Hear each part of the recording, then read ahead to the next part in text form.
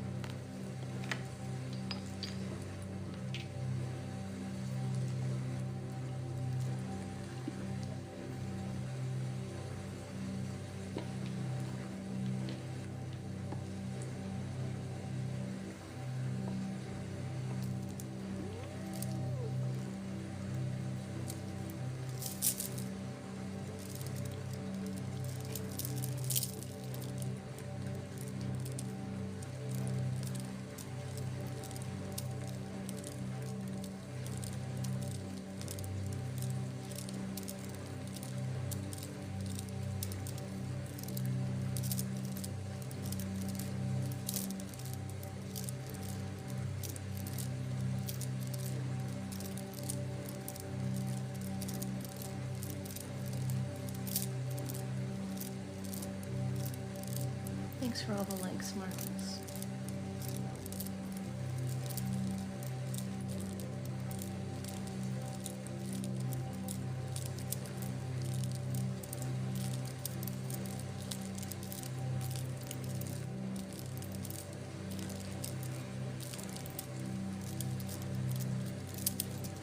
For those of you who are new to my live streams, I am a Reiki master. I do Reiki energy healing with ASMR elements to help you relax and de-stress. If you are not familiar with Reiki and energy healing, it is a type of healing. It's not meant to be a replacement for conventional medical care, but it's something that was meant to help you to relax and so that you can heal better, heal faster, feel better overall. Those of us who practice Reiki, what we're doing is manipulating the universal life force energy to facilitate a healing and relaxing experience. Thanks for subscribing, Jaira. Thank you. I use crystals to enhance the healing experience, since crystals do have their own metaphysical healing properties.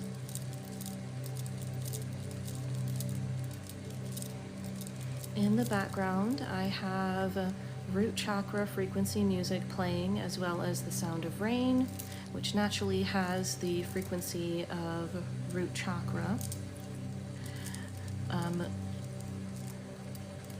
Listening to any of these frequency sounds can help you with releasing negativity from the chakras, which in turn helps you to de-stress, release anxiety, and feel more relaxed. Thanks for sharing the live Reiki with Ryland. The list is open for individual one-on-one sessions. Tap the link in my bio and you'll see the store at the top.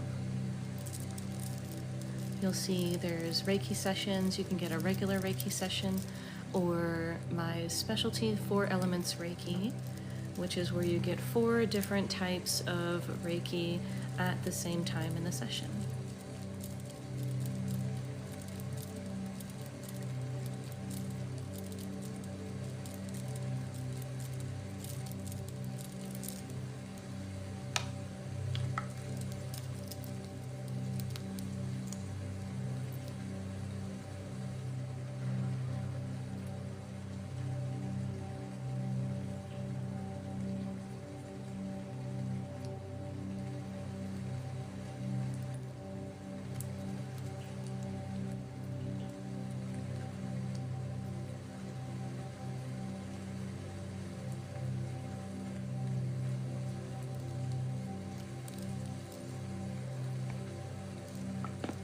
It just depends on what's more comfortable for you.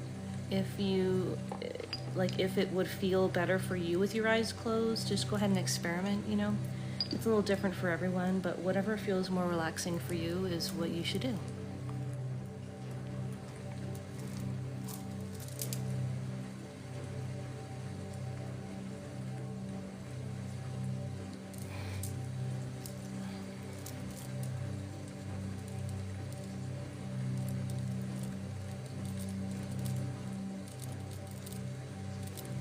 If you're easily distracted, closing your eyes is probably what you'd want to do.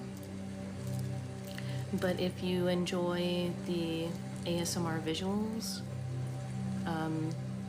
you're totally fine to watch. Jaira, thank you.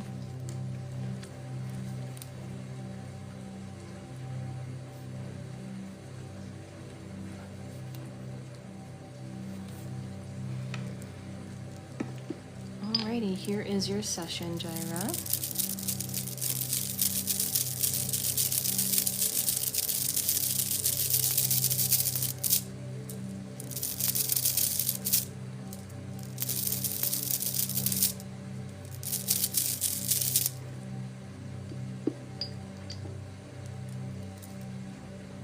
Sending you Divine Earth Reiki.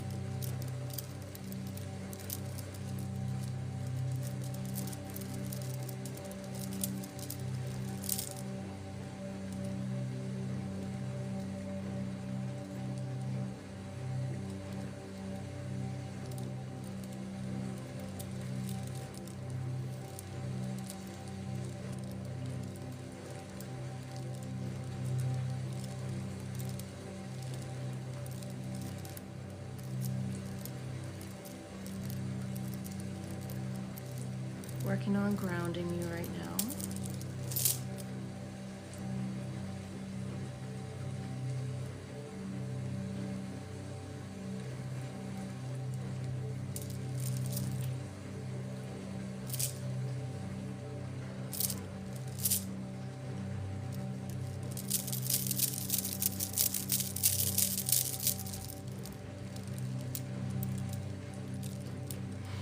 Relax your hips.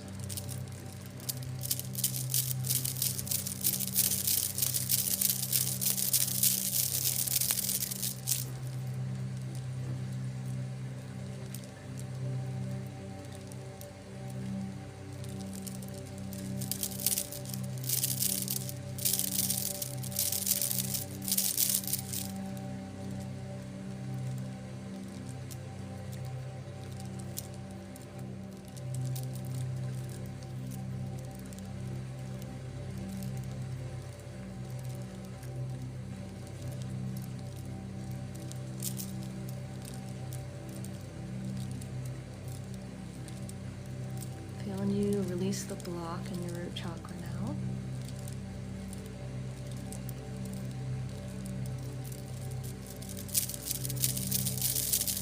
There it goes.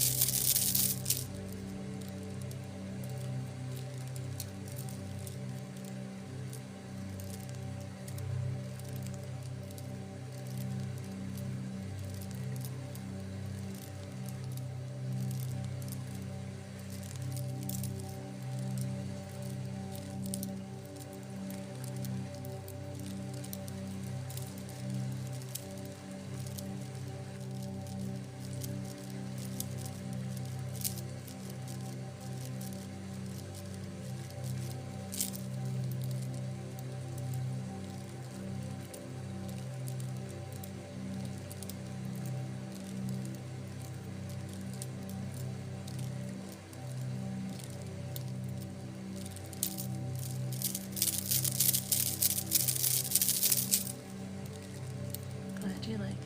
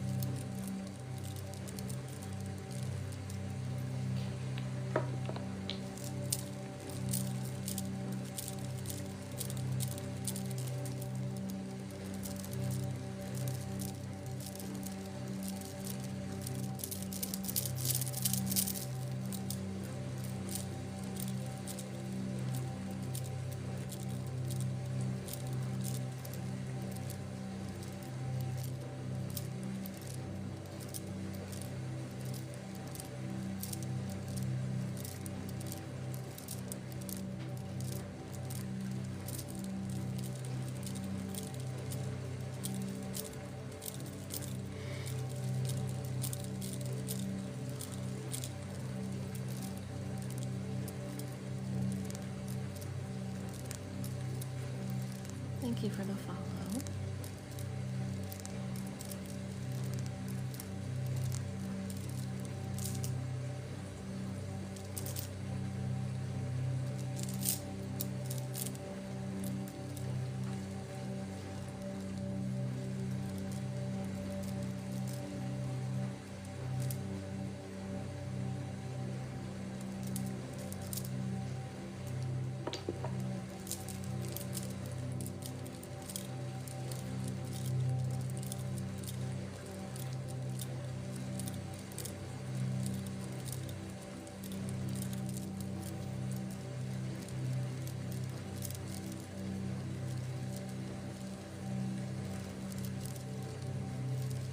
Thanks for following. Hestia, Marcus, Ella, thank you for following.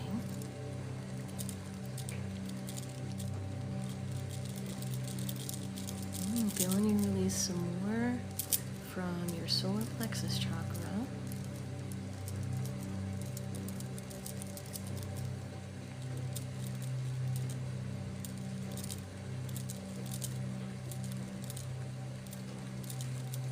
Thanks, username.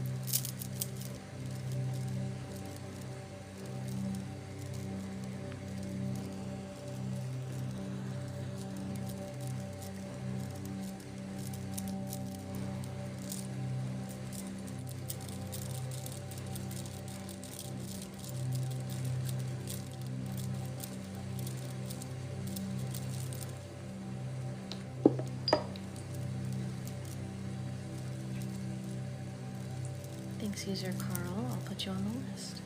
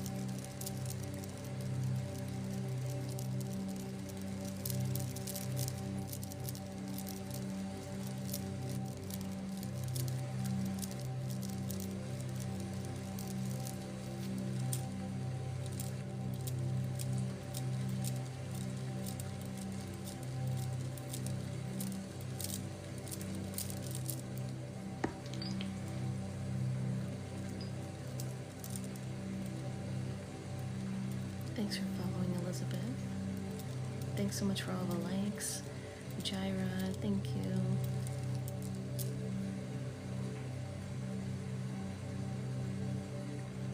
Autumn, thanks for all the likes.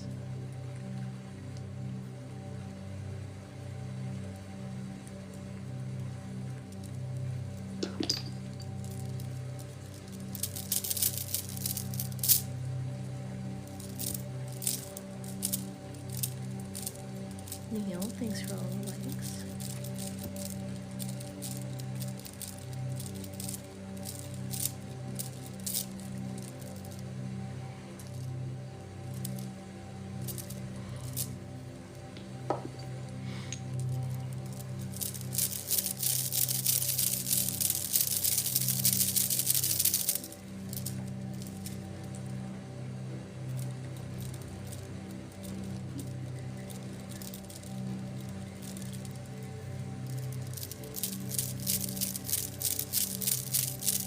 Thank you, Neil.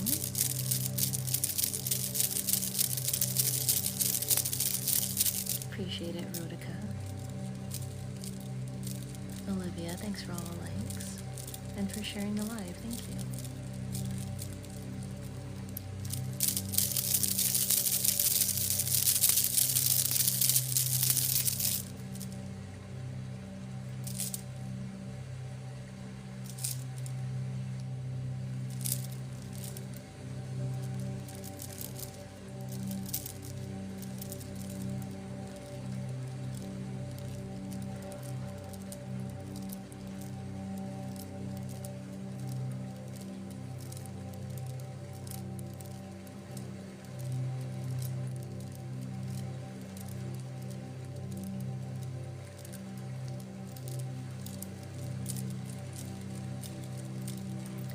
This is rainbow fluorite. Mostly yellow, but because there's more than one color, it's considered rainbow fluorite.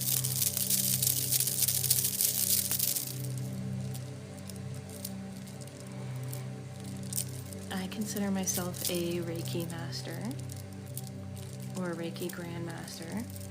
Grandmaster is the term for someone who creates a type of Reiki, which I have done.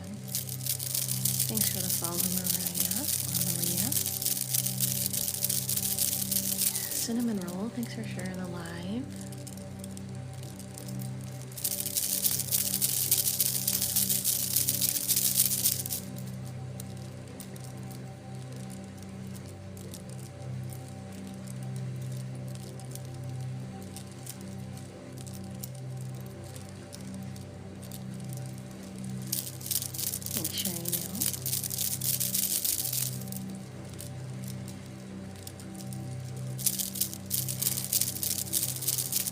Ooh.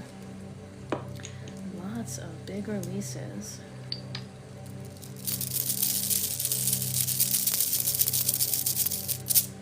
Making sure your aura is cleansed.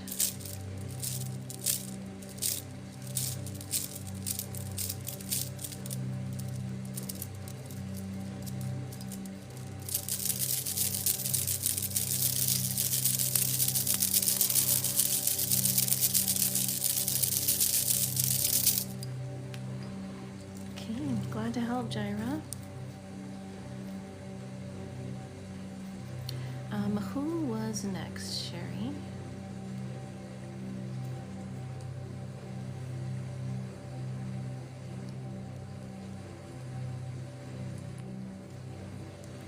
User Carl. User Carl, can you comment so I know you're here, User Carl?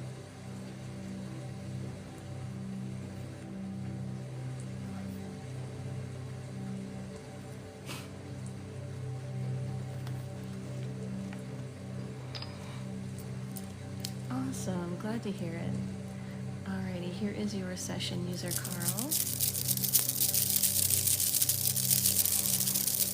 Activating all 4 Reiki types for your session.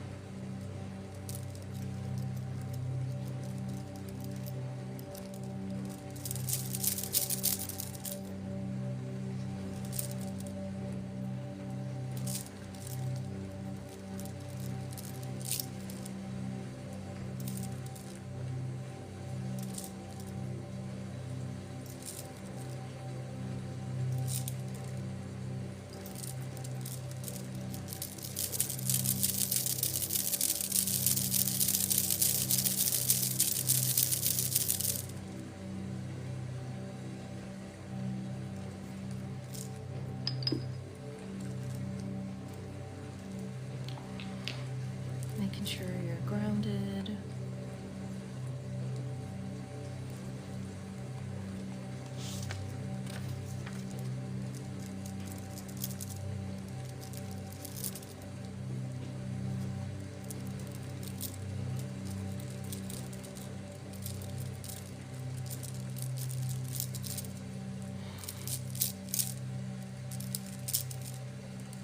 Ooh, nice.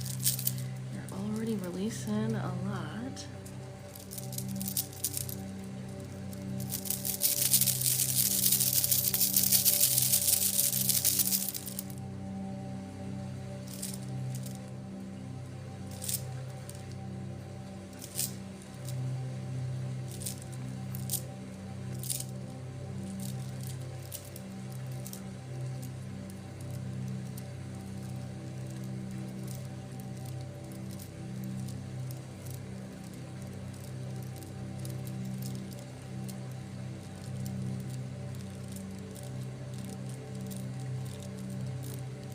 Thanks for liking the live, Neil and Mats. Thank you.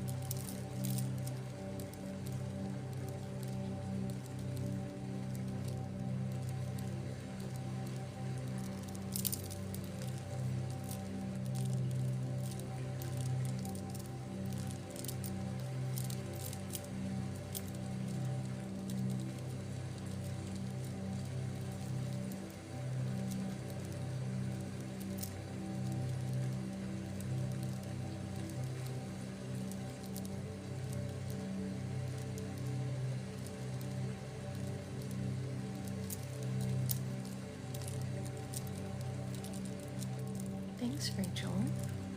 We will get you on the list for a regular session. Thank you.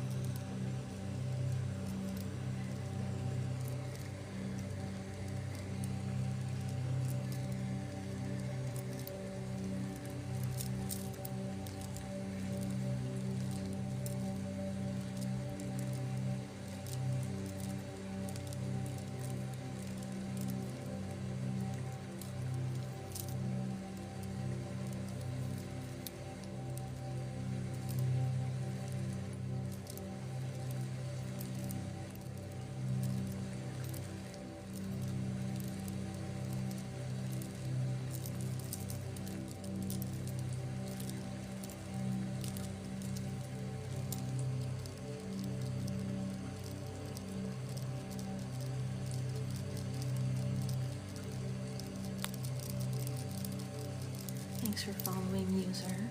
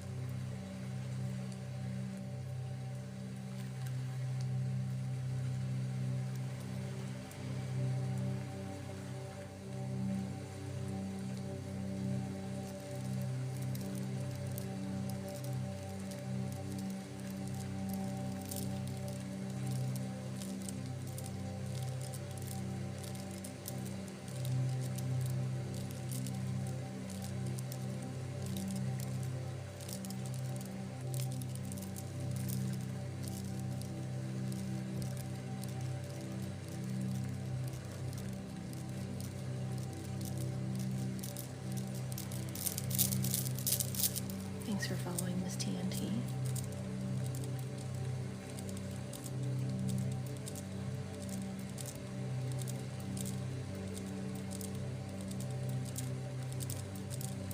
Oh, you're welcome, Julia.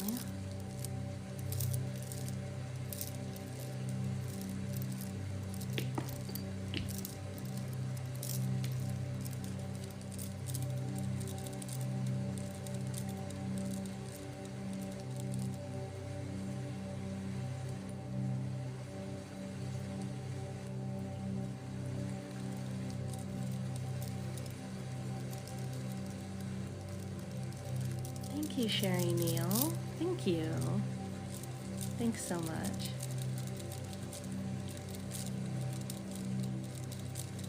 Thank you for following, Ronnie. Hospice Nurse Shawnee, thanks for following. Thank you so much for all the likes, everybody. RBJ, Sherry Neal, thank you. MSM, thank you for the likes.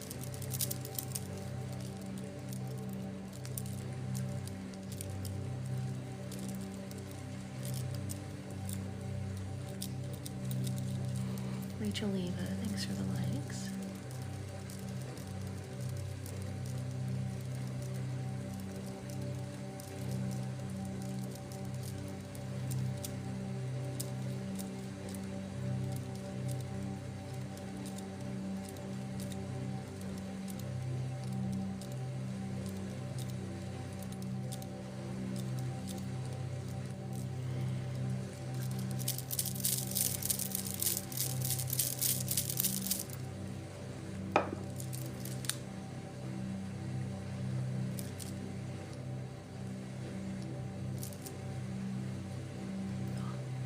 I need to go to the chiropractor.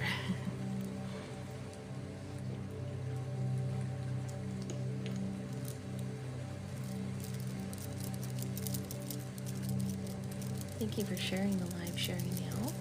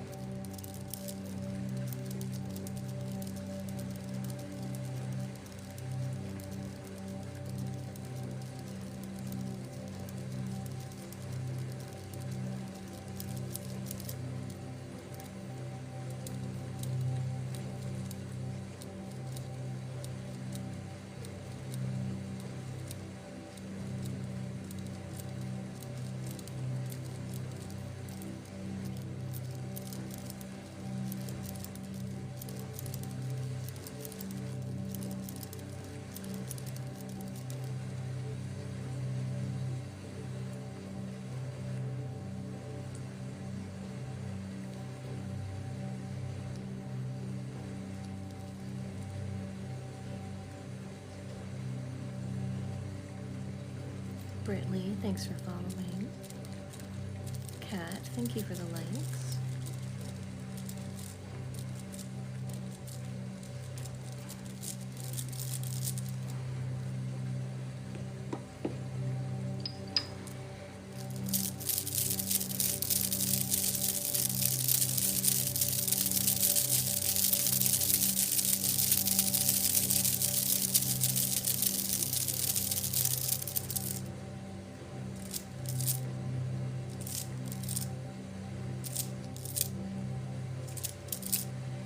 Bright Beans, thanks for all the likes.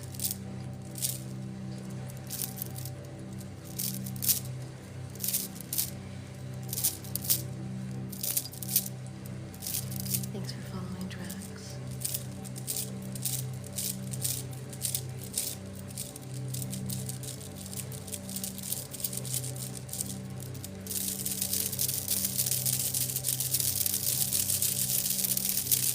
Crystal, thanks for liking the live.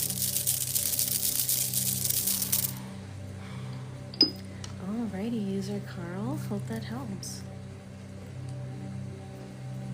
Thank you, Ash Mash.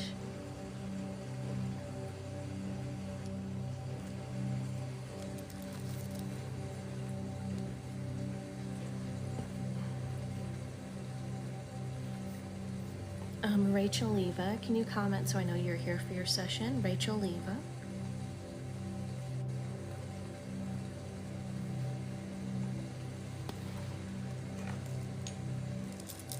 Awesome. Alrighty, Rachel, here's your session.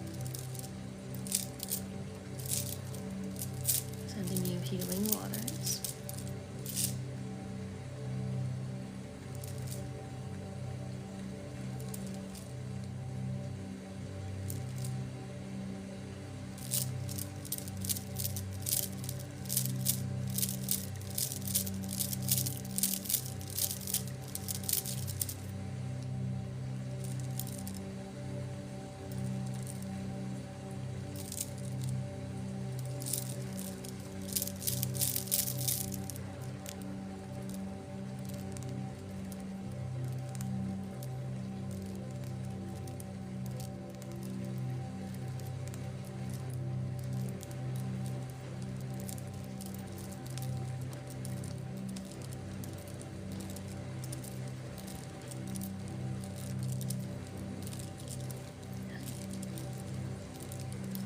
Welcome in, everyone.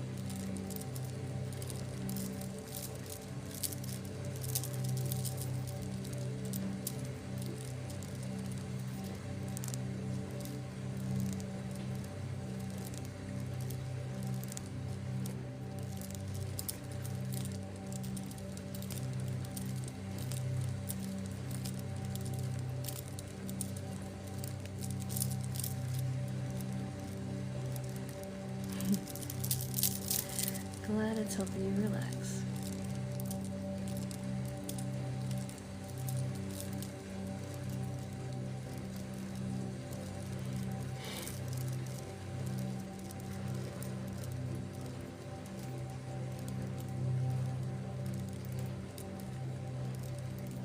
Thanks for following, channeling the tarot.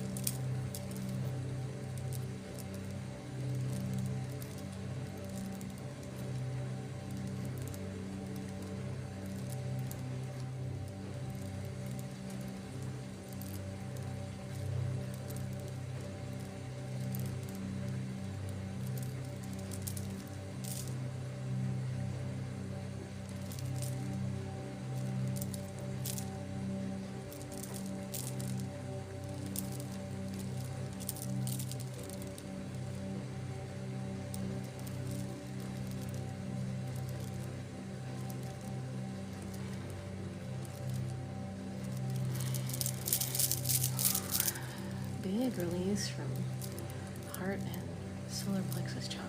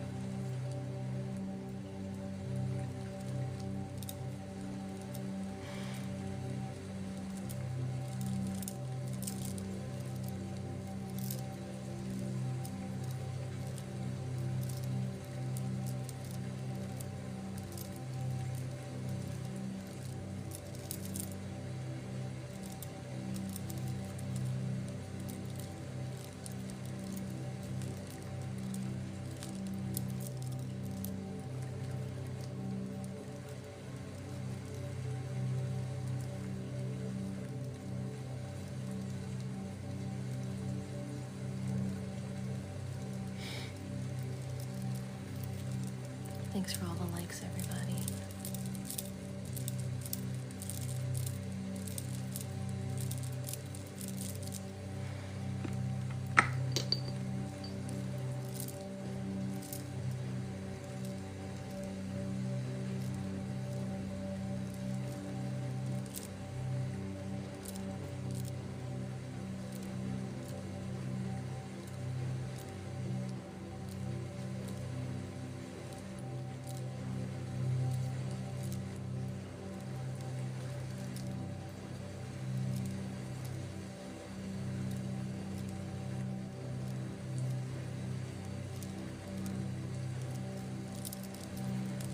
I am a Reiki master, so I do Reiki energy healing with a lot of ASMR elements.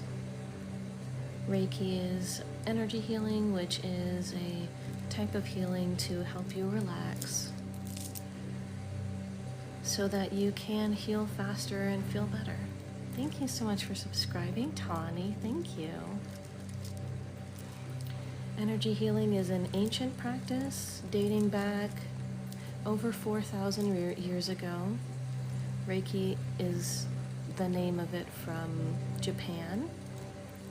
All across the world, in just about every culture, there is some type of energy healing. It's meant to be used alongside conventional medicine, not in replacement of, and for the purpose of helping you to relax your energies so you can feel better and heal faster.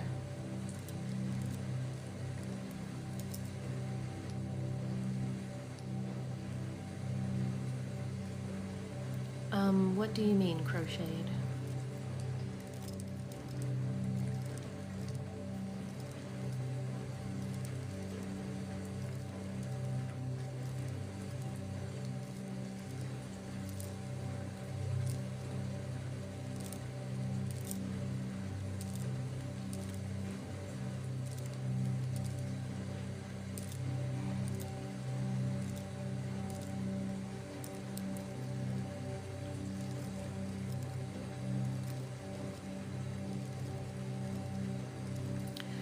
If anyone's interested in a one-on-one session, tap the link in my bio, and at the top you'll see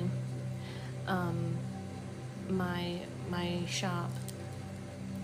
I don't have a shop on TikTok for doing this stuff. So tap the link in my bio, and then at the top you'll see the shop where you can get a one-on-one session. The stuff in my showcase is stuff that I recommend.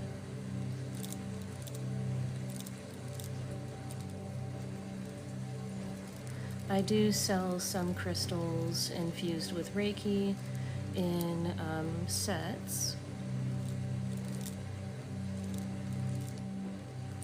The 7 chakras crystal set with the 7 crystals, that's the only one that comes with a necklace.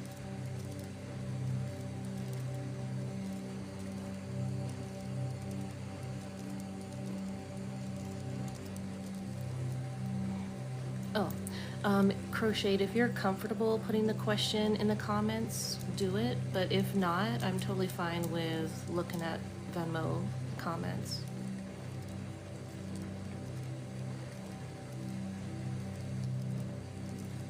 Oh, and then Tawny, if you want a one-on-one session, it is $11 for subscribers. Tap the link in my bio, send that to my PayPal, Cash App, or Venmo link. You'll scroll down and you'll see it.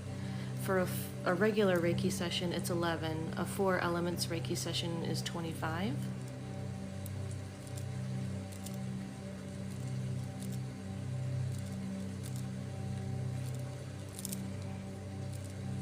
You'll see a link. If you tap the link in my bio, scroll down and you'll see my Venmo link.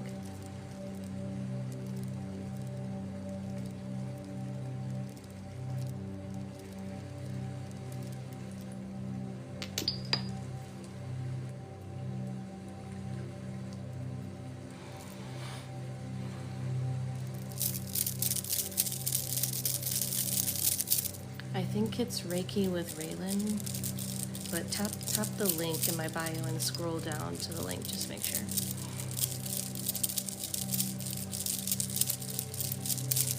Alrighty, hope this helps, Rachel Leva. I'm just making sure to clear out your aura now.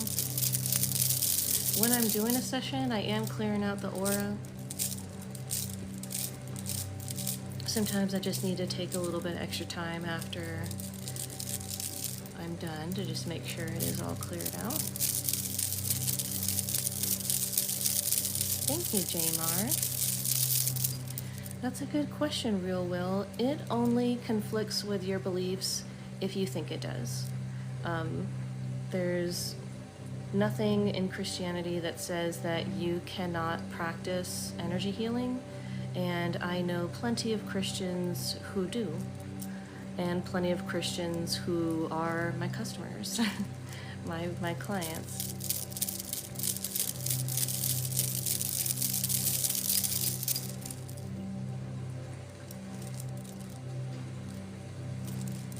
Thank you so much. Thank you. By the way, Holy Fire Reiki is actually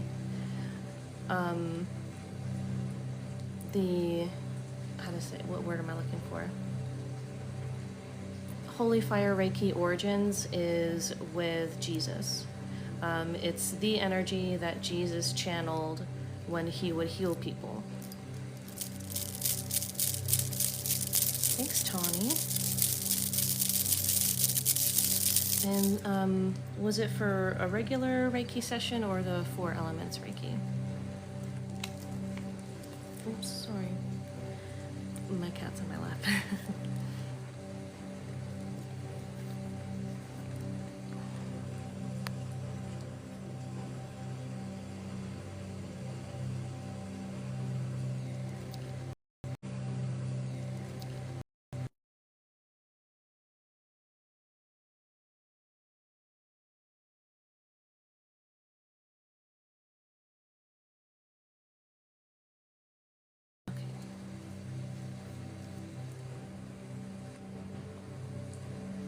Thanks, Real Will.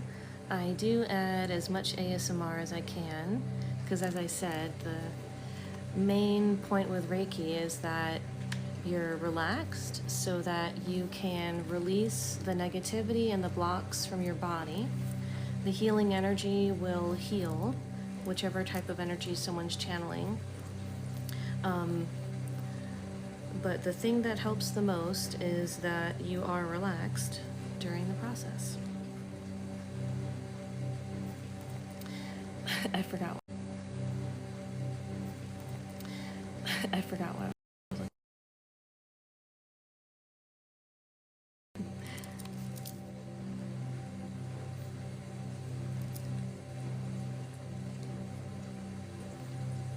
Okay, so then we have Tawny and then crocheted after.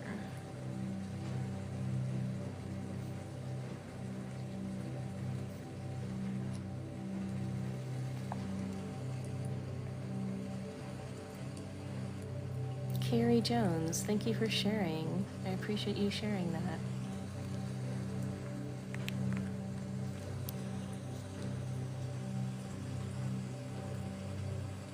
Thank you so much, Rachel. Thank you. Okay. Alrighty, I'm just putting the note crocheted to check the notes for your question. All right, Tawny, if you don't mind commenting for me, just so I know you're here and ready for your session.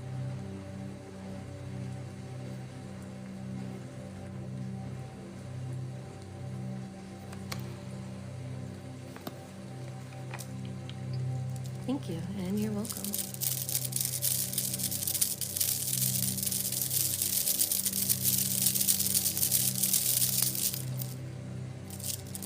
Okay, and I'll send you Holy Fire Reiki.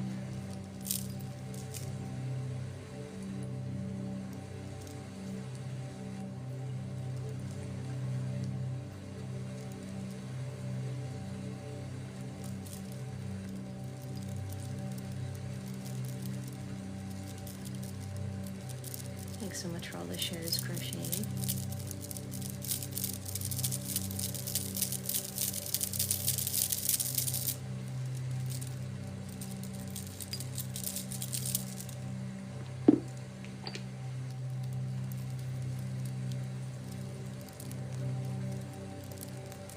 Holy Fire Reiki is a type of Reiki where you're channeling the energy directly from Source. It was first channeled by William Rand, who has his own website about it. He has a friend who channels Jesus, and he learned in a session what energy Jesus was channeling when he was doing his healings, and was basically given that energy to channel from Jesus.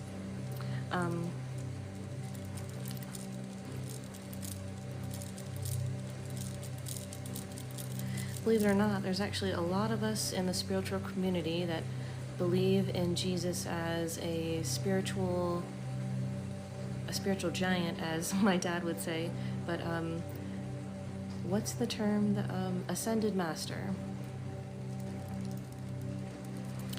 But you do not have to believe in anything in particular with Jesus in order to channel Holy Fire, because Holy Fire is not coming from Jesus. It's just the same energy that he channeled when he was alive and doing healings.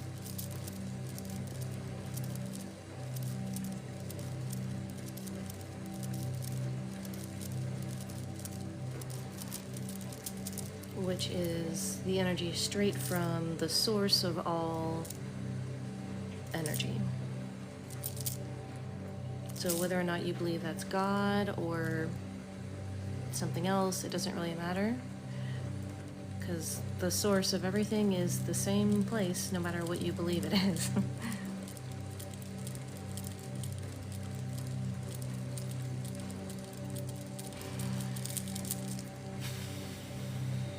I'm getting hot with my cat on me. I need to move this blanket.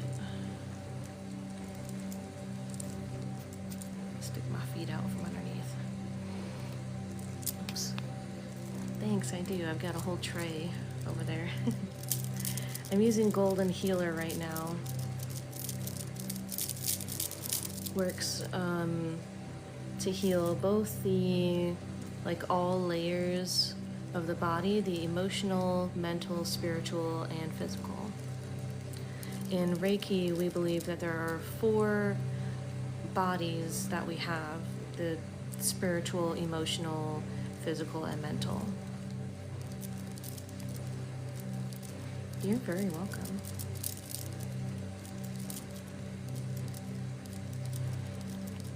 If you can, feel free to reactivate your team membership. This here, when you tap that yellow heart there.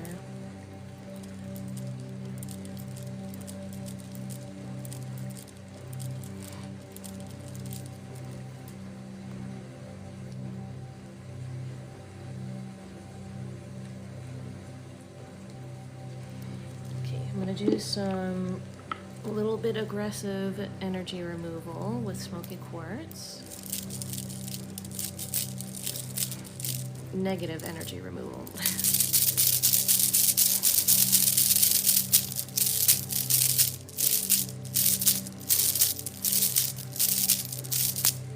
Thanks, and thank you for joining, Real Will. Hope you have a good night. Thanks, Hula Dancer.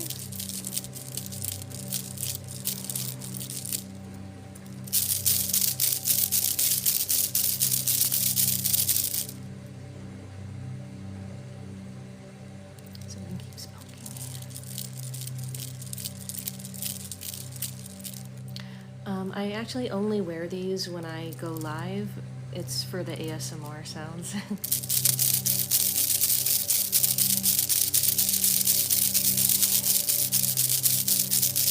Thanks so much for all the likes, everybody. Wanda, thank you for the rose.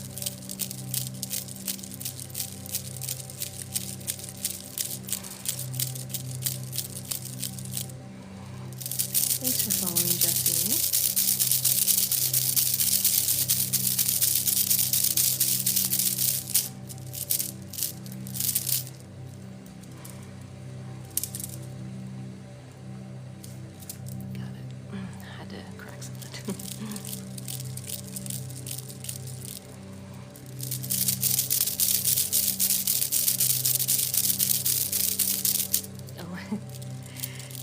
I don't know why people watch those way more than any of my Reiki videos or videos just talking about spirituality.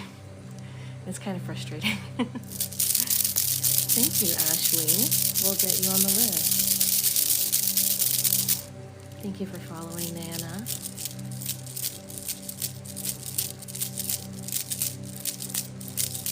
I'm good. I'm sorry you had a hurtful doctor appointment.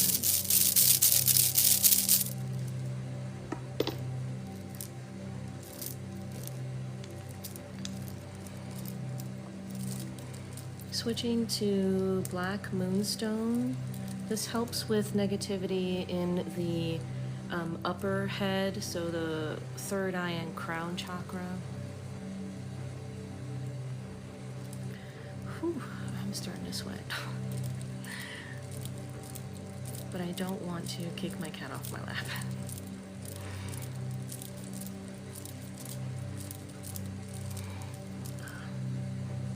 Yucky.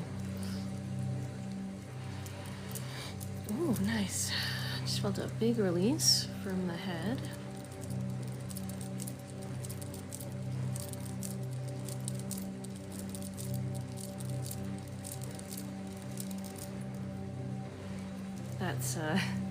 That was a release of negativity that you felt there.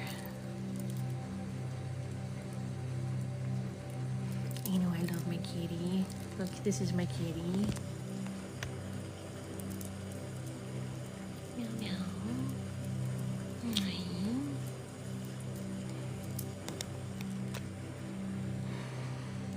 She's my best friend.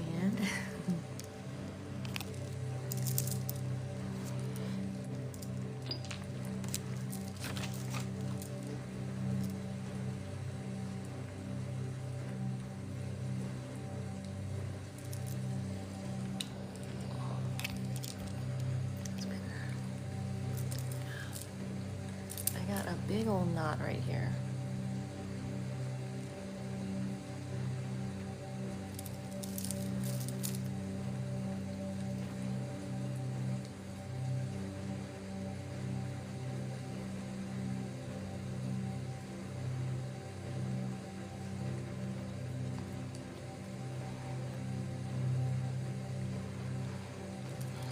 Ooh, that's better.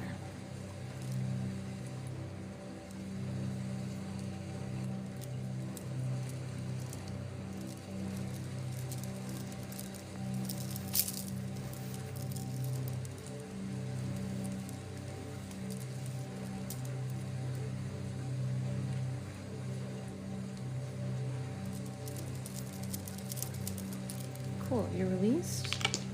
Most of that into your aura, so now I'm going to sweep that out of your aura.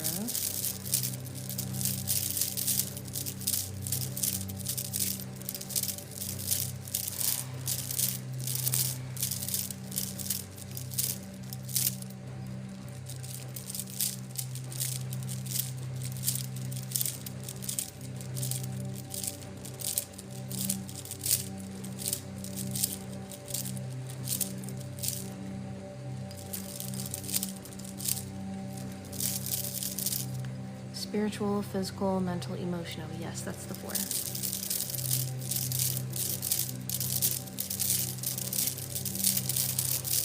So in Reiki, where the goal is to make sure the health of those 4 is balanced and that you're working on each of those equally for overall health and wellness.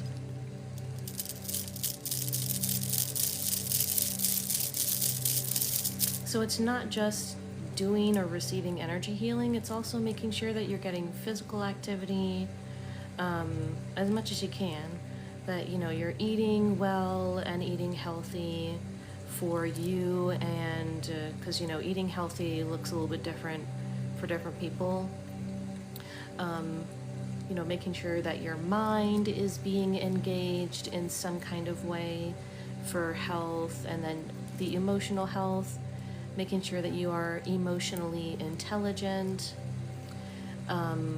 which shadow work, if you've ever heard of that, shadow work is basically doing what a therapist would do with you, which is helping you work through why you have the reactions you have to trauma, or you know, why things upset you.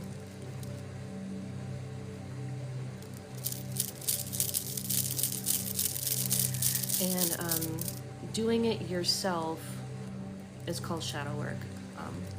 But I mean, it's also just called like emotional health. Nice.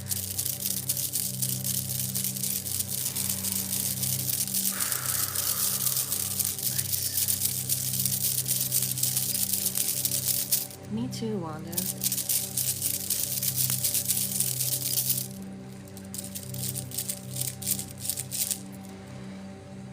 Alrighty. Hope this was a good experience for you. Okay, looks good. Alrighty, glad to help. In my showcase, if you scroll down, I actually have in my showcase the shadow work journal from TikTok, or I mean from somebody on TikTok. I have bought it. It's good. I did, and that was like last year that I bought it, so I don't know if it's still on sale. It was only like $7 when I got it.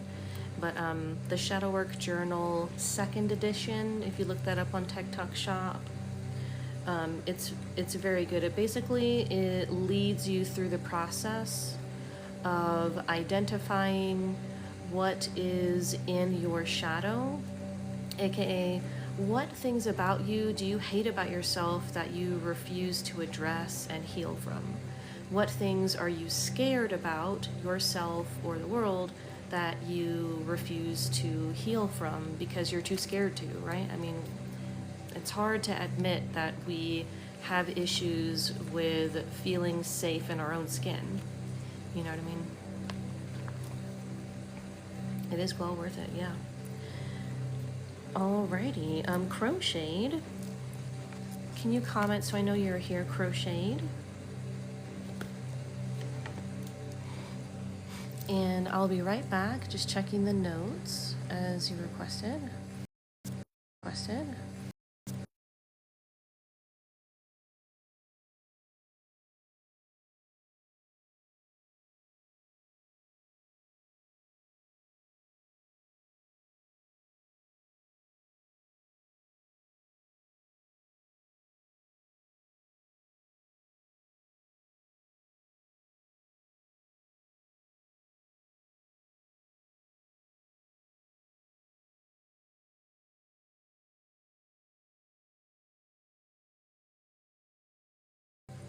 Okay, let's see.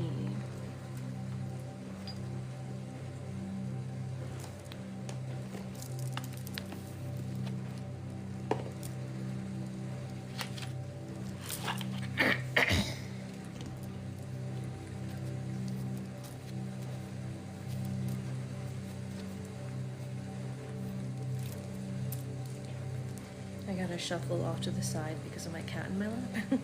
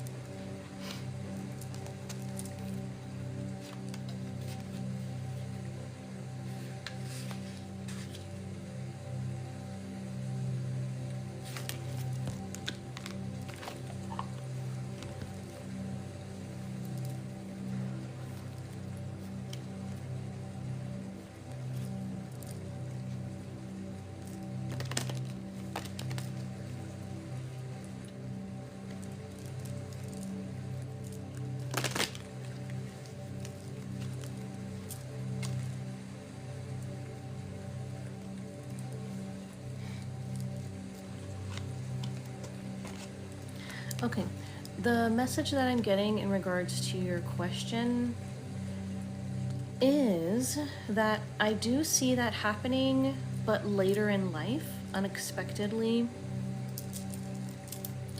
The cards that I pulled are Trust the Universe, and then I pulled another one for clarity, and that one is Cut the Cords, which just means for right now, you need to let go of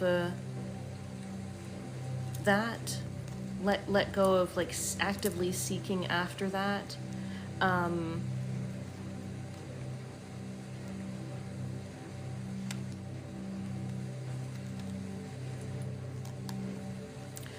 Google what causes infertility and hormone issues, because there's actually a ton of things that are everyday products that are marketed to women and people that disrupt fertility and hormones. Like any, well, I mean, it's one particular fabric, which I think is polyester, that just outright causes infertility, outright. There are other artificial fabrics that also are hormone disruptors, and it's for both men and women. So if you want to detox your body from all of this stuff, then, you know, Google everything that causes that. But in general, most artificial fabrics, like polyester, artificial scents and fragrances, yes, that's what I was about to say.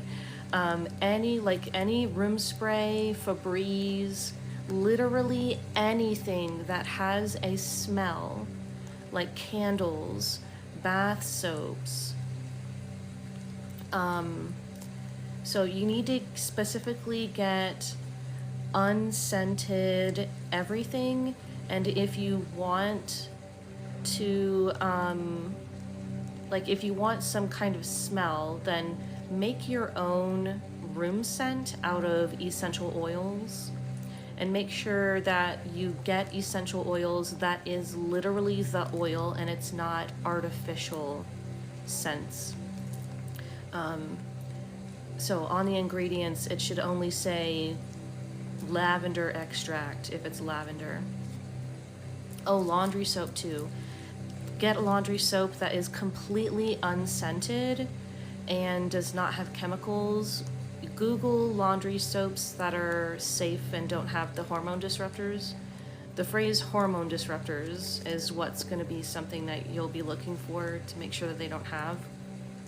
So if you're like wondering if something has a hormone disruptor, just Google, like, does Pantene have hormone disruptors? It's all over the internet. But it does take a long time to detox the body from all of that, because once you've detoxed, the body then has to heal. And that can take a long time, depending on how long and how much you've been exposed to these things. Also, unfortunately, there's preservatives and additives in food that are hormone disruptors.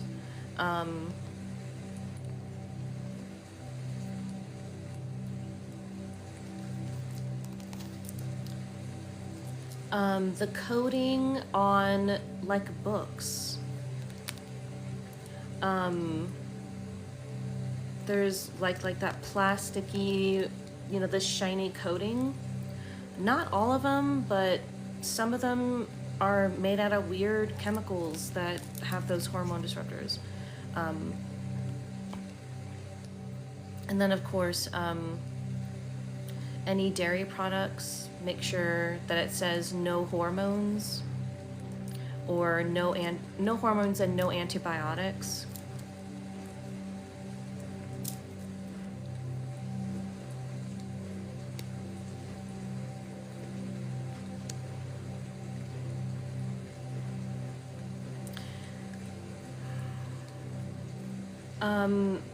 Antidepressants, anti-anxiety, those kinds of medications, even stuff that they'll say like for ADHD, will disrupt hormones for reproduction.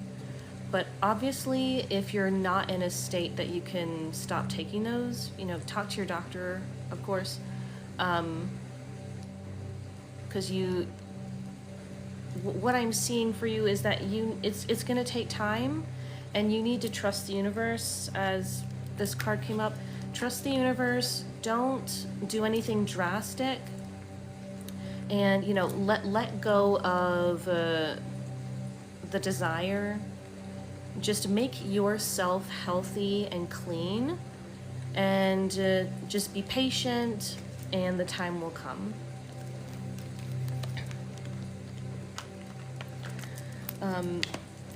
I find it really weird how all these people in government and all these rich billionaires are like, we have a fertility crisis.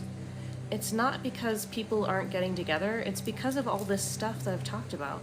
People are not having kids because they can't.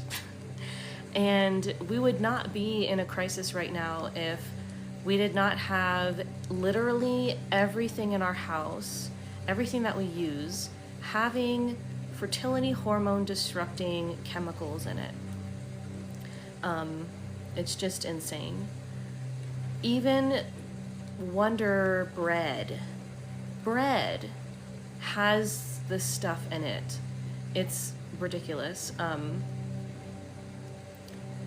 So you'll be pretty shocked if you Google all the things and then try to, you know, remove these things from your life. It is hard because it's literally in like everything. And you know, I don't want kids, and I've never wanted kids, so for me it's not a concern. But I guess it was just like in one of my ADHD and neurodivergent interests to learn about human health. So I know a lot about this just because it's interesting to me. I'll literally like Google all kinds of stuff that does not matter to me, but I just want to know. Oh, yeah, and like peanut butter, there's so many peanut butter brands now that are using artificial sugar mixed with real sugar, but they're putting artificial sugar in it that is toxic to cats and dogs. And, you know, there are some there are some sugar alternatives, I should say. Like artificial sugar, that's not good. But there are other extracts that can be used for sweetening, like birch tree extract. However, while that one is safe for humans, it is toxic to animals. But it is all natural. It's just the extract of the sap from trees. I mean, one particular tree, not all trees. Then there's like stevia, monk fruit, and another that I can't think of. But there's actually tons of plants that have an alternative sweetener, sugar that's not sugar. It's just that usually they're not that safe for pets, but actually pets are not supposed to have sugar either, which is like giving an animal pure sugar is actually really dangerous anyways. But anyways, I hope that helps answer some questions for you.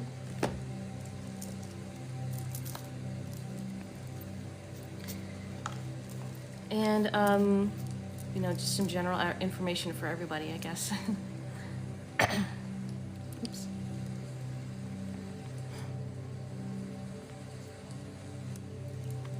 Alrighty, Ashley, can you comment so I know you're here, please?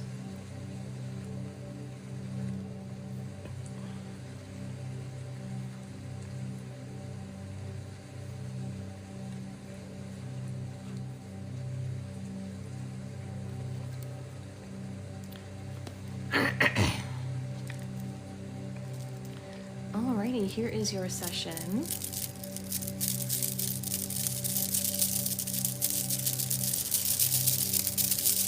I'm, just for everybody to know, like, I'm one of those neurodivergent people that enjoys learning new things. I'll literally spend hours, days, weeks, and months of my life researching one thing. Like, I literally have spent hours per day over like 6 months researching about all the stuff that causes infertility and causes disruption with female health. Not trying to say I'm like a scientist about it, but whenever neurodivergents research something, we're literally spending hundreds of hours researching it, and that is fun for us.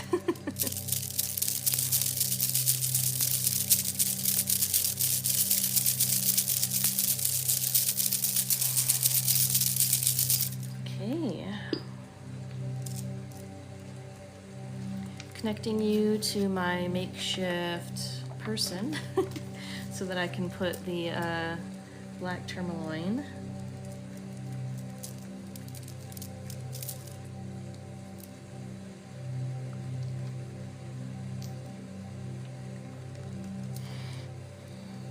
Let's get some shungite too.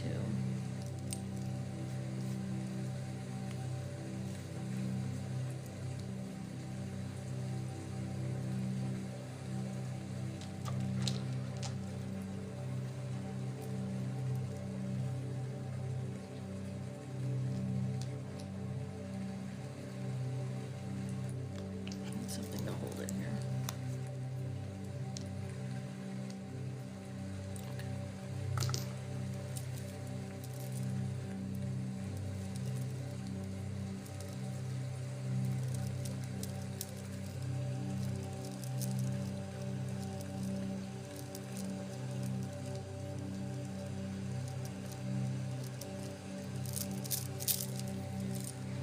If anyone's interested in a Reiki session or an oracle card reading, tap the link in my bio. At the top, you'll see the shop.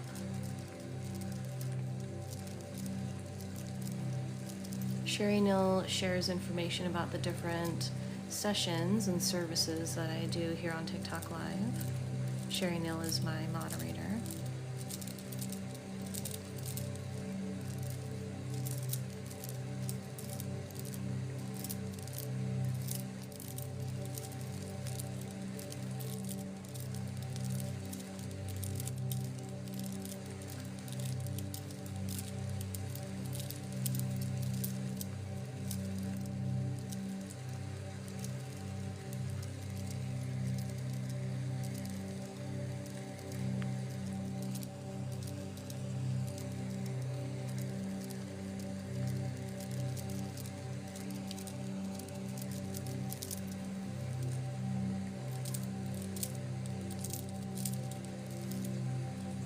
Thanks for all the likes, Robin and Sherry Neal.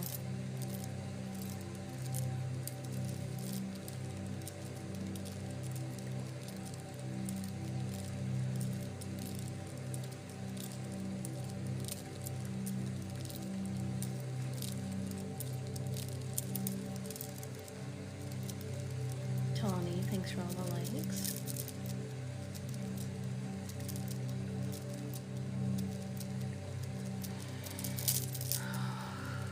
Feel free to share the live with anyone. Thank you, Ashley. Thank you so much.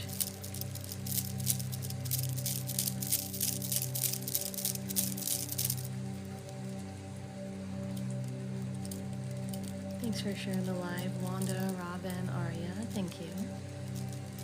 You never know who may be open to energy healing. I mean, personally, I should say, I was nervous about sharing energy healing with, everybody that I know on Facebook. I wasn't on TikTok when I first started with Reiki. So I was pretty nervous as to what people would think, because so many people think that it's a scam. But I received Reiki for myself for a year, and it helped me so well that I was motivated to get certified myself.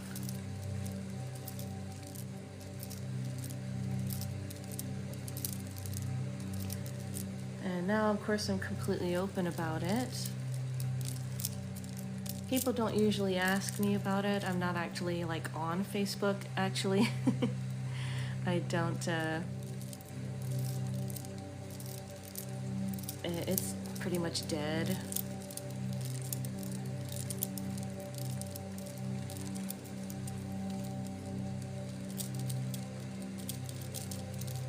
But I do enjoy helping people to understand energy healing, because I think most people think it's a scam because they think that it's meant to be a replacement for conventional medical care, which is not what it is. Unfortunately, there are people who practice energy healing and falsely claim that you can replace your medication or replace your, treatment or whatnot with energy healing, but that's just not the case. As is with the teachings with Reiki, you have 4 bodies: physical, mental, emotional, and spiritual. In order to take care of your physical body, you need to use physical things like medicine, surgery. The mental mind is taken care of with therapy, but also with medication, also with eating healthy. There's not just one thing that you can turn to and it will solve all your problems.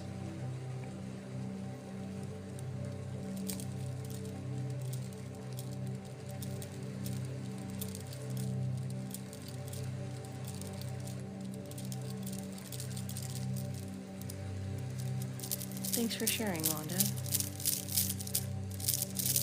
I do as well, actually, and because of Reiki, my quality of life has never been better. I used to have chronic pain in my shoulder and my back, sciatica going down the leg, and whatever you call it, I would get the shooting pain down my arm as well. I would have chronic pain from IBS, and it was so crippling that I couldn't work full-time anymore. I could barely work part-time, but it was actually, I was still in loads of pain. I could totally work part-time, but I couldn't really work full-time still, but I'm taking care of my body and I'm doing what I know that I can in order to maintain the health of all 4 of my bodies.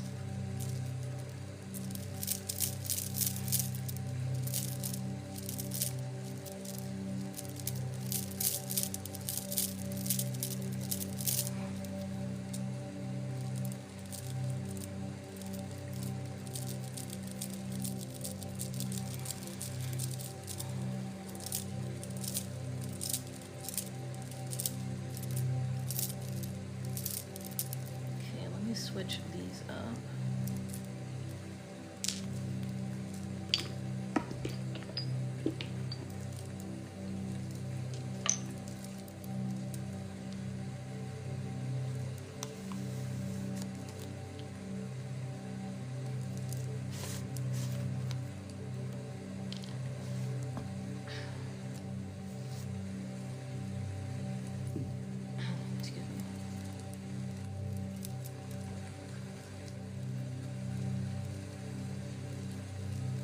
Yeah, it's very, very important to take care of your body where it's at and to not push yourself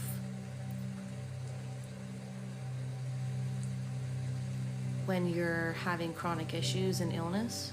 Pushing yourself makes it worse.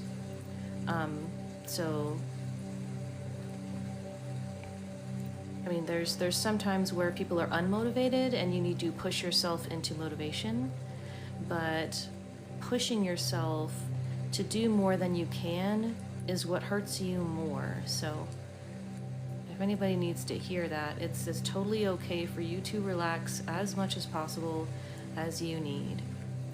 People are not necessarily going to understand that we need bucket loads of more relaxation than they do, because that's what it takes to maintain a normal quality of life that actually honestly isn't even normal. Like my family would not consider me to be normal in terms of, you know, the pain and stuff that I've had to deal with.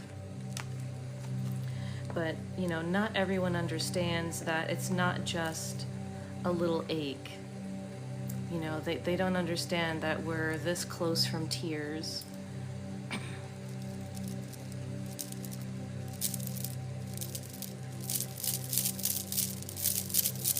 Relax your lower back, Ashley. Lower back and hips. Focus on that for a little bit.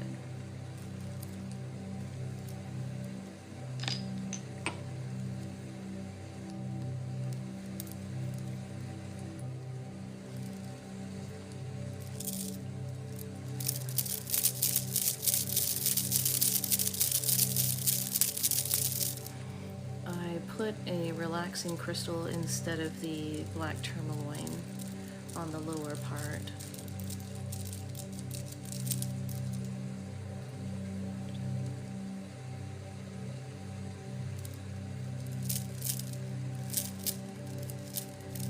Ooh.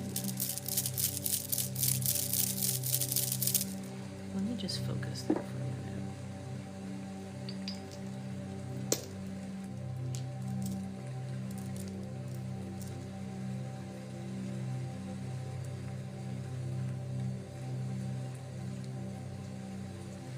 Thank you for all the likes, Jake.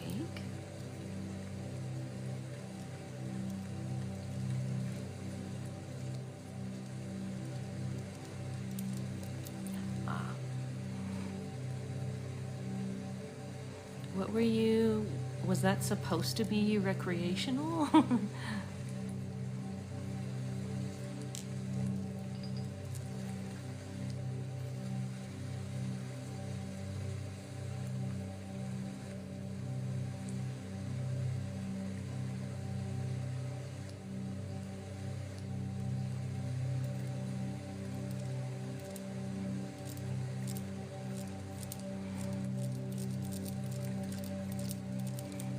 Feeling a lot of negativity remove, a lot of relaxation.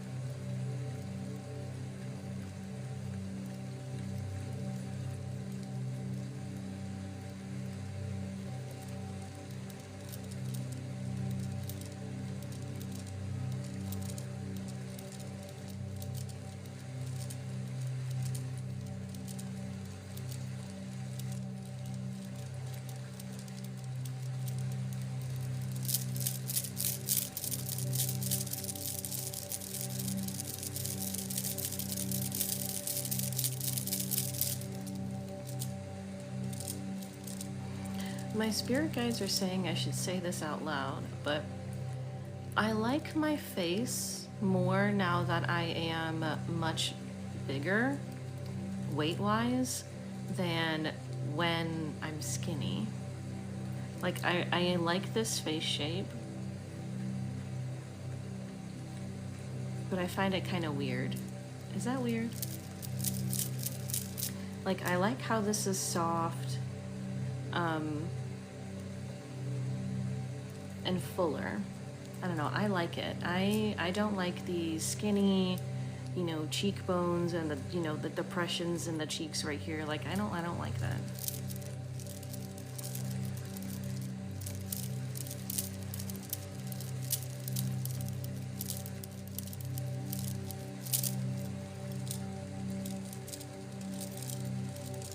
And my head, like right here, it's not as skinny, so it looks like I have more volume in my hair.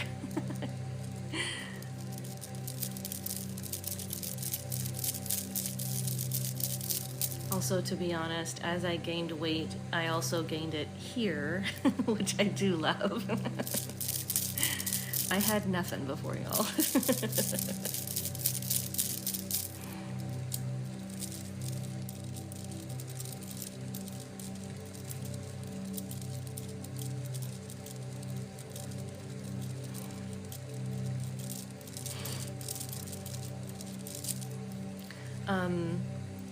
My dad is an artist, so I grew up with art books and history books because my grandpa was a history teacher.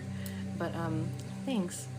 So we had art books with pictures of all these paintings and stuff, and my favorite ones were the ones of the chubby women from the Renaissance.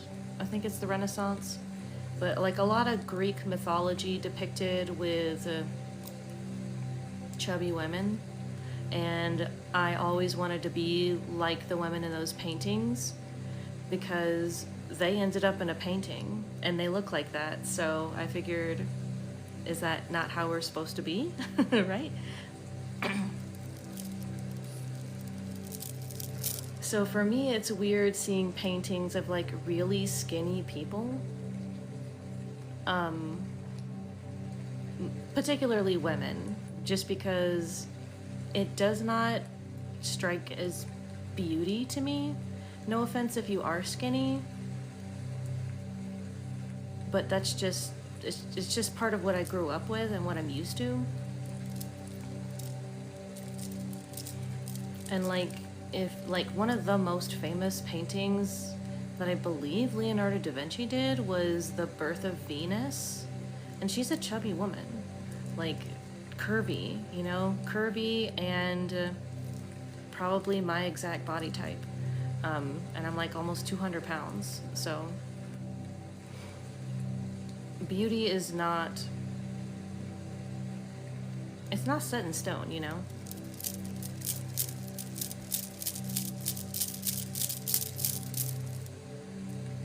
Ooh. That must have been kind of scary with that wind.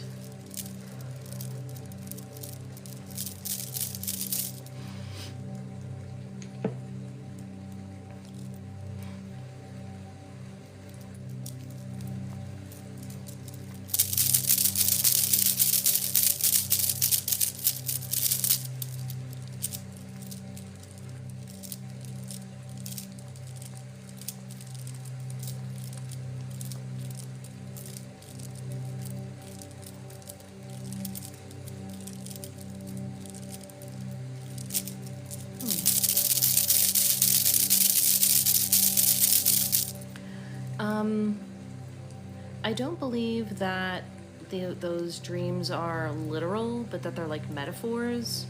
So yes, like humanity is going through some extreme changes right now, but I don't believe that we will literally, like, you know, shift from one dimension to the other or something like that. Does that make sense?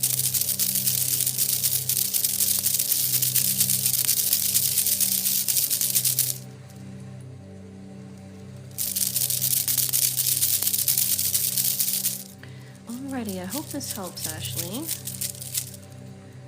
Let me do one last pass through the aura with this crystal here.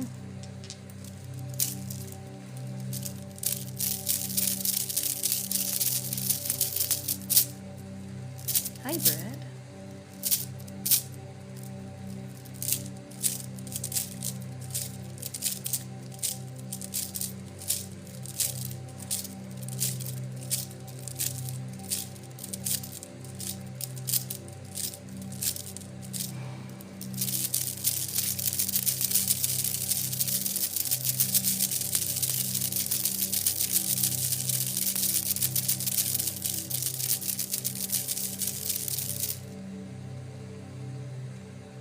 We could have some kind of cosmic event where there like is a literal like flash in the sky,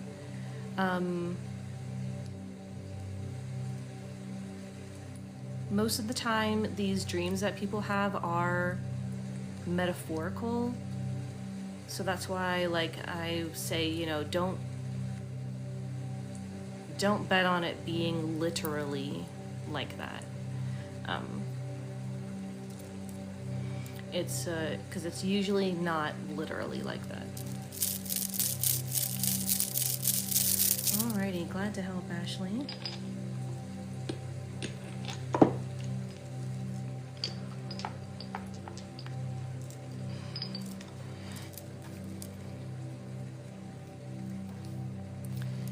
Okay, the list is open for anyone who would like a session or an oracle card reading. Let me put the screen closer so that I can do some obsidian crystal wiping.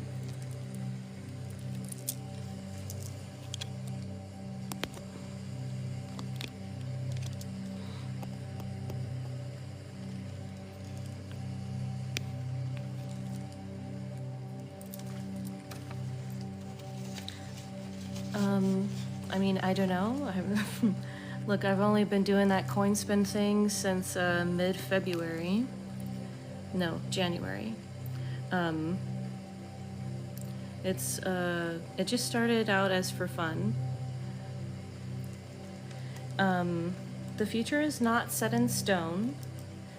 Even though you can get a reading about the future, it's only predicting what's going to happen based off of everything that's happened up till the exact point that you get the prediction. So everything that happens after that can change the future. If you are getting a reading about, am I going to get a raise? You need to continue to be doing everything that you're doing in your job at the amount of effort that you're doing it in order to still get that raise. You know, if you get a reading and you think that because you got the reading, now you don't have to put any effort anymore, that's why you don't see the thing happen, because you stopped doing everything that was leading you to that future of receiving that thing. Even with groups of people, if groups of people change what they're doing because they see someone predicted that someone is gonna win something, and they're like, we don't want that person to win, so now we're gonna double down and we're gonna change everything that we have been doing so that we can make sure that prediction does not come true. So the future is always fluid. The point of predicting the future is to see where are we projected to be at according to everything that's been going on right now. It's a way to see, you know, what direction are we headed in for just yourself or people in general. Predicting the future is not meant to be like saying, haha, look, this is what's going to happen, and it doesn't matter what you do, it doesn't matter what you think, this is what's going to happen. That's not how it works. And it's only been since modern day that getting readings and predictions like this has been so mainstream and so misunderstood in the mainstream.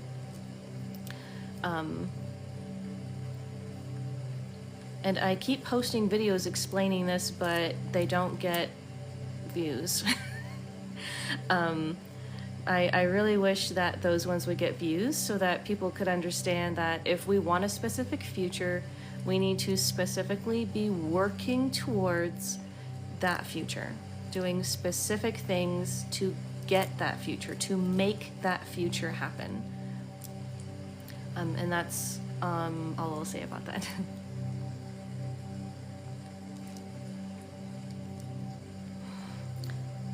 Okay, I think oh, Britt, that was you. Thank you.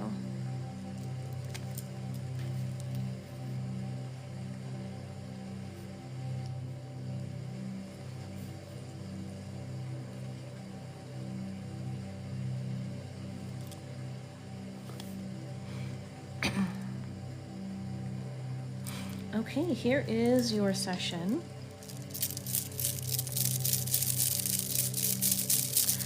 I would like to say for everyone, it is very important that you look at yourself and your own life.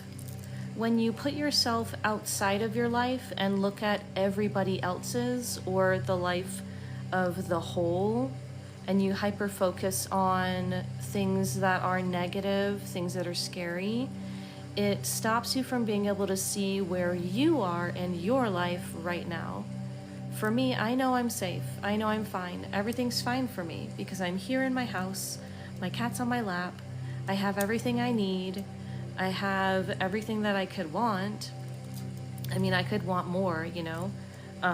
But, you know, I have everything that I need. I am safe. And that's what everyone needs to do in their own life, is just take a look around and realize you are safe. Even if you have a bill that's due in 5 days and you don't know if you're going to be able to pay it, right now you are safe. Right now you are with a roof over your head. You've got everything you need. It's okay. Even when, during Hurricane Katrina, when I lived in South Louisiana, we did not have electricity for 2 whole weeks. And we did not have a generator because at that time, those were expensive and few people had them. But even though we had run out of pots and pans and buckets and trash cans to catch all the drips from the leaking roof, I still knew that we would be okay. Just because your situation is chaos does not mean that you are not okay.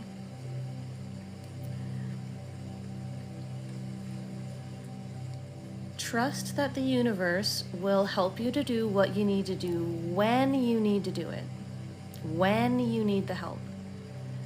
And trusting that helps you to not worry about anything because you know that when the time comes that you need the help, you will get it. Or you will know what to do to get it.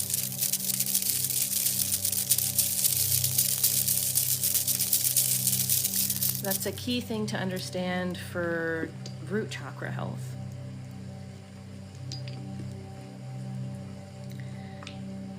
There's no way you can control everything, so why fuss over it? Is another philosophy I have. You know, why fuss over what I can't control? Just why?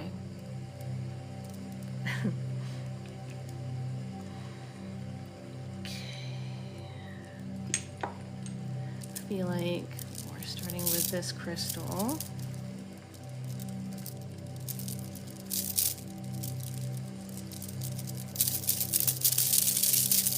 I'm going to work on your aura for a little bit. It's pretty gray. Britt. Sorry for the delay, Britt, in your session.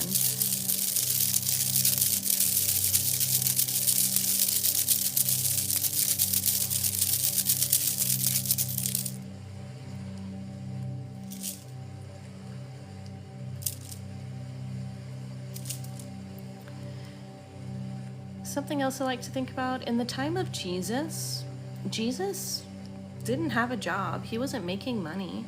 Neither were his disciples when they were following him. They weren't making money with a job. They weren't taking money from the people that they were preaching. They were relying on charity for places to stay, for meals to eat. If they and the women that followed them could have that much faith that they would simply have somewhere to sleep, have food to eat, then why can't I? You know, I'm not even a traditional Christian, but I believe that there's a lot of truth to the Bible. You know, you don't have to believe in Christianity in order to read about the stuff that happened and not take something good from it. Same with any other religious text. I mean, we live in a society today that this is like less than 1% of the time that humans have existed that we have had what we have. Indoor plumbing, running water, air conditioning, heating, mass-produced food. Like, humanity has had to grow their own food for 99.9% of the time. And if people could be completely stress-free while not knowing if their crops would grow and they would have food, then why can't I be stress-free and let go of anxiety while knowing that I can walk to a store where there's tons of food and drink, water, drinks, not alcohol. I mean, yeah, you can drink that, but I don't mean alcohol. But you see what I mean? Like, think about the overall perspective and just take a deep breath and relax.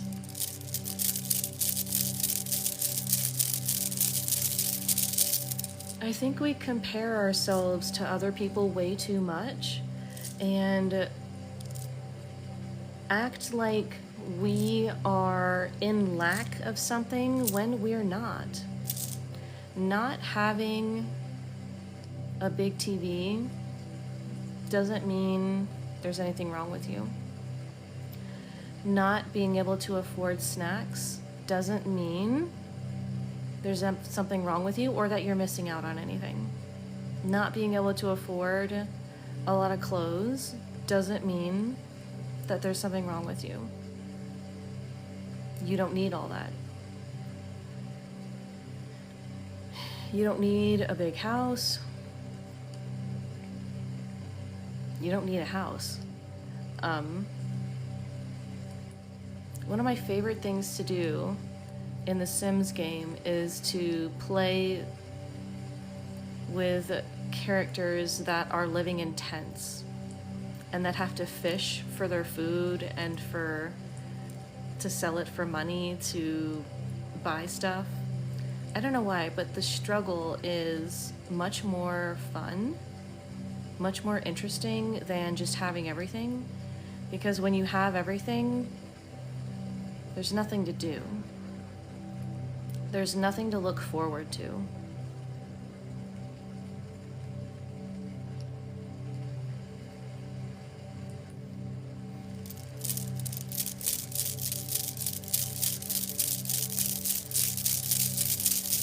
My perspective on life might be kind of weird because I do find life to be pretty boring.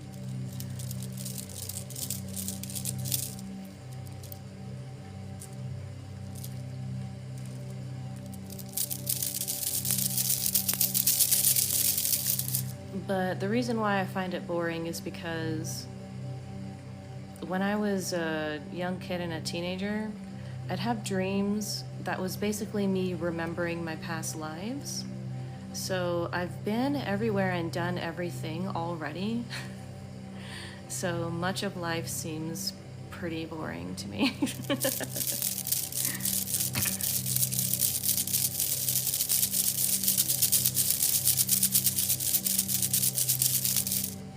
I just like taking baths and relaxing. Anything that is a relaxing activity, I seek for it. I want more relaxing, more feeling good. I wish I could spend all my money on massages and spa trips and relaxing ASMR experiences.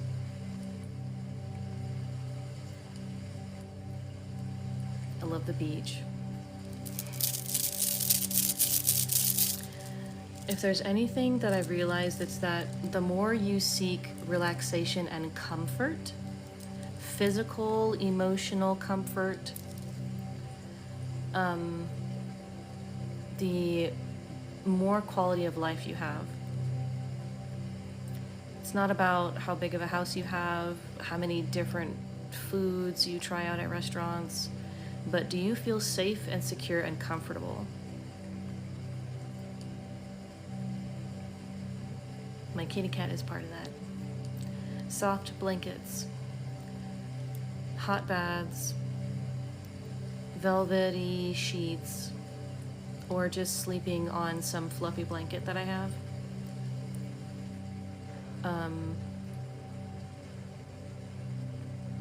Always having flavor in my water. It's the simple things that people neglect that cause them to become so stressed and anxious.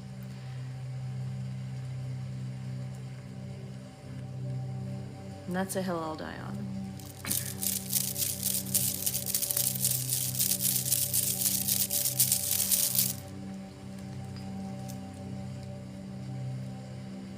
Britt, thanks.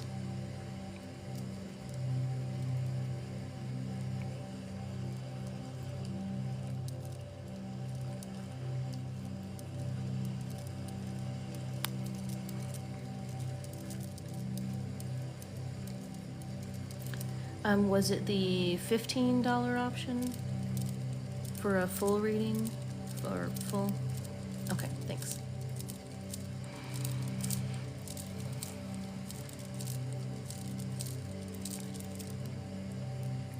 Sherry Neal, I don't know if you noticed, but I changed it to like mini read and full read because I don't like being limited by the number of cards. In a mini read, I may do 1 or 2 cards. Most of the time I do 2. Now maybe it's 50-50.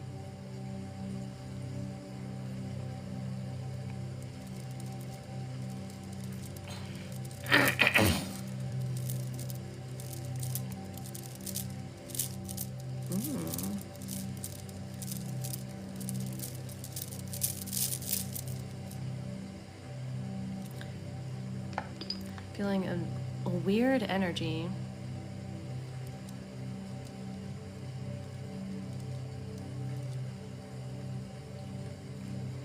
I'm not sure what it is.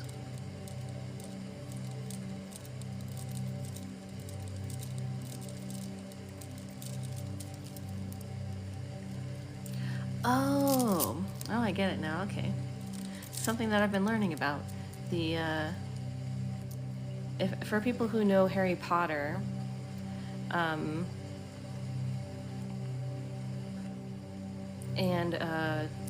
you know, like if you read the books, you hated the Slytherins, but like, you know, as an adult, you realize that's just the really smart and intelligent group of people. It just so happened that they had a lot of, you know, nasty people. Well, actually, not a lot. It was only like, what, like 5 or 6 people from that house that really were the villains. And, you know, everybody else just, you know, fine. It was like, I was feeling this energy, but yeah, it's like this... yeah, it's like when you're really intelligent and you're just really frustrated at other people because you don't understand why they can't see something the way that you see it. It seems like common sense to you, but for everybody else it's not, and that's really frustrating. You have like a laser focus kind of thinking where you can see past all the BS straight to the point of something, straight to the answer, straight to the truth.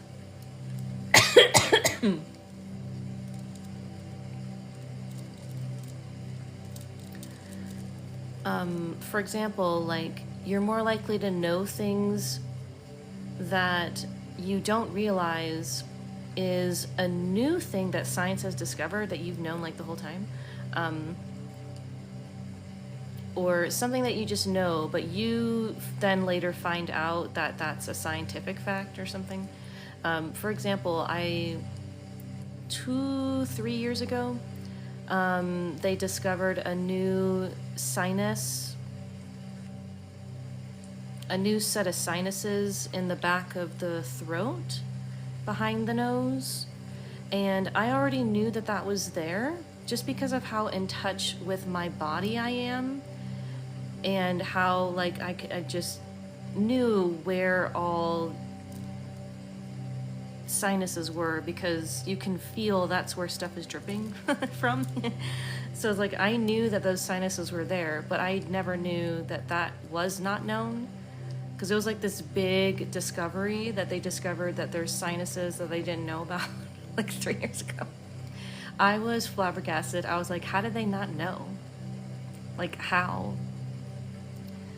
That was actually a pivotal moment for me, realizing that science knows this much about humanity instead of this much. You know what I mean?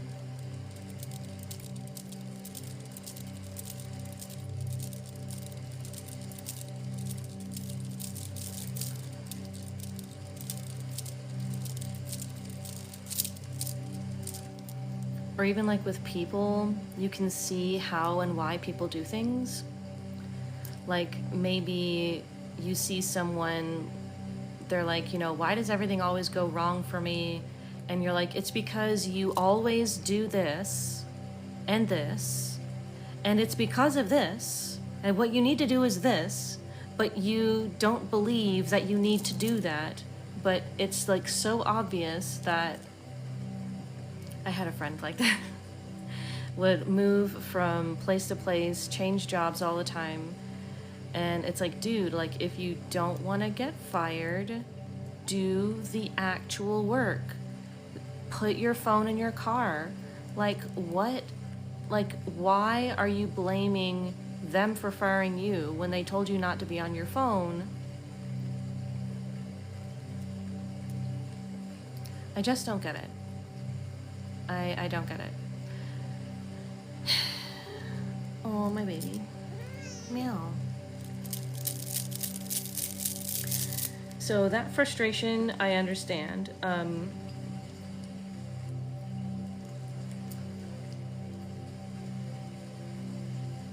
Instead of thinking, why is everybody stupid? Focus on believing in yourself. I know what I need to know when I need to know it. I am smart and capable. I appreciate myself for being smart and capable. I appreciate myself for the intelligence that I have. I love the intelligence that I have. It's fun to know what I know. And that'll help you with the frustration, or it'll help you to not be frustrated with people as much at all, really. It's something that I've had to learn, to focus on being grateful for this talent that I have, which I always feel weird about talking about, because I'm one of those weird people. When I got to college, I found it really easy. But you see, the reason why I felt that it was easy is because I understand that I do not need an A to pass. I don't need an A to graduate. I can have all B's and some C's in the like math and English, you know, the stuff that does not pertain to the actual degree per se, you know what I mean? It doesn't need to be all A's. I do not need to work my butt off in order to get all A's, because it literally does not matter anymore. Employers just want you to have the degree. And what's more important to them is that you show that you are capable of actually doing the job. They don't care about how much you know. They don't care what your grades are. They just care whether or not you can figure out how to do the job and do it yourself. And that's Slytherin. Ravenclaw is getting A's all the time, being excellent at things, but not being street smart, not being smart and knowing how to put the things together and make it actually useful information. Does that make sense?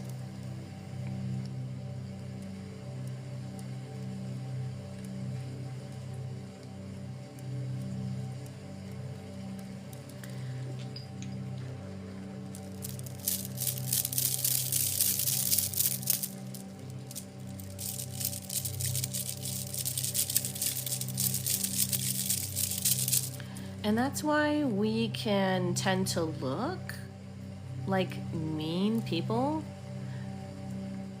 But it's just because when you can see logic, when you can smart a lot of logic, and like this simple question,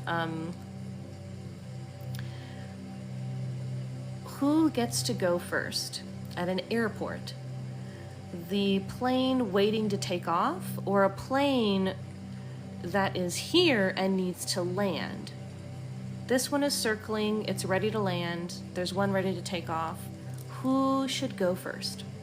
Logic dictates that the one circling gets to land first, gets to go first, because logically a plane in motion, like, you know, they should go first. You know, they don't have fuel forever, they don't have engine forever. The one sitting on the ground is not in danger at all if they wait.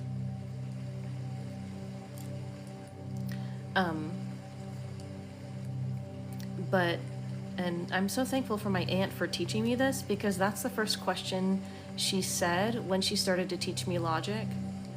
And which I'm so glad that she taught it to me, because understanding logic is to understand when you look at something and you see that it looks like a duck, it quacks like a duck, it is a duck. Literally. And we're talking literally with logic. It's always literal. If somebody never actually says to you that they hate you, never actually says anything derogatory to you, you never hear them say it, you never see them say it on Facebook or Instagram, you cannot say that they hate you or that they don't like you, because you have not literally seen any evidence of it. And that's just another example of how logic works, how you logic through things. I don't care what you think their face looked like. You do not know that they think negatively of you, and you have no reason to think that they do. You have no reason to treat them like they do. And you're just shooting yourself in the foot by thinking that someone hates you and being worried about that when you have no evidence. And yet a facial expression is not evidence, not unless they literally stick their tongue out at you and do some kind of overly evil expression. The resting bitch face is not evidence.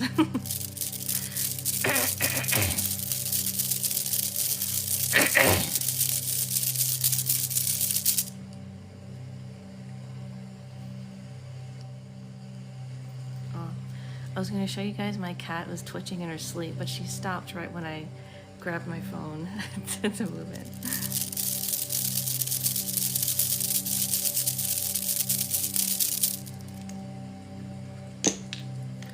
Alrighty, let's do your reading. Meow. Which I have to very carefully grab the cards because I don't want my cat to leave my lap, even though I'm really hot. This is one of my favorites, Moonology. It's very generic, actually. It has the generic message, and then underneath it, the moon sign that message refers to. And if you want, you can read the book to see more information on, you know, what else does that mean. But I like these generic ones.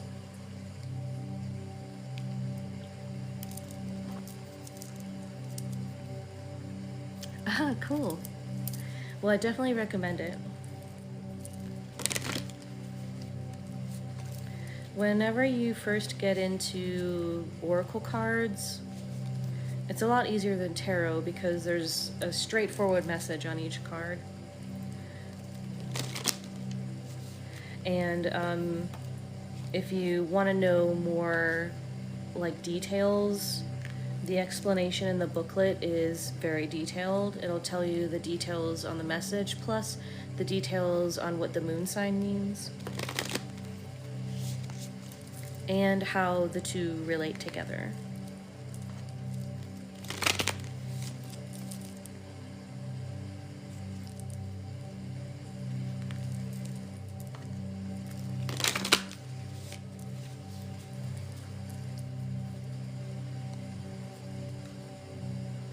I don't know why I'm being compelled to say this, but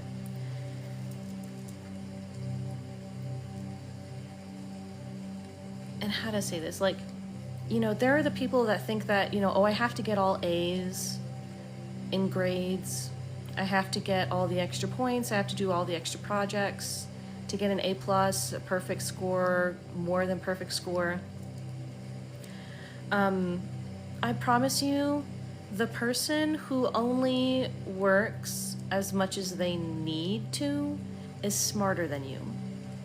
Because wasting your time and energy for a grade that doesn't determine whether or not you get a job or get into, you know, your higher education school,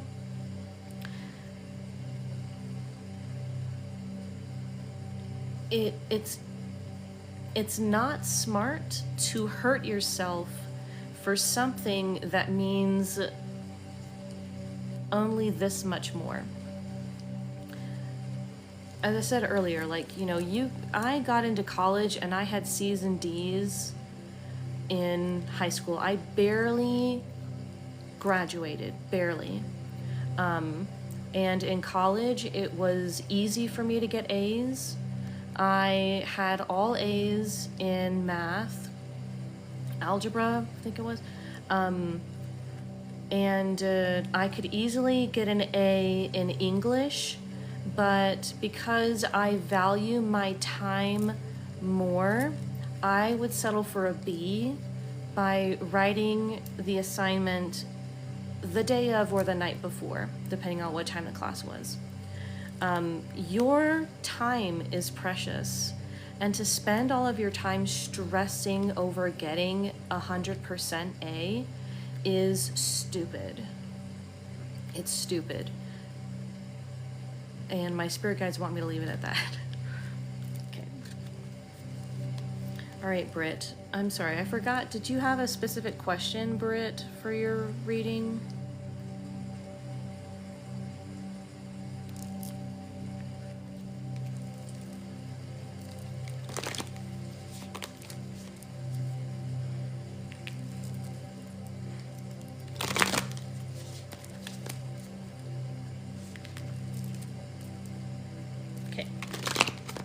Then let's see what your spirit guides want you to know.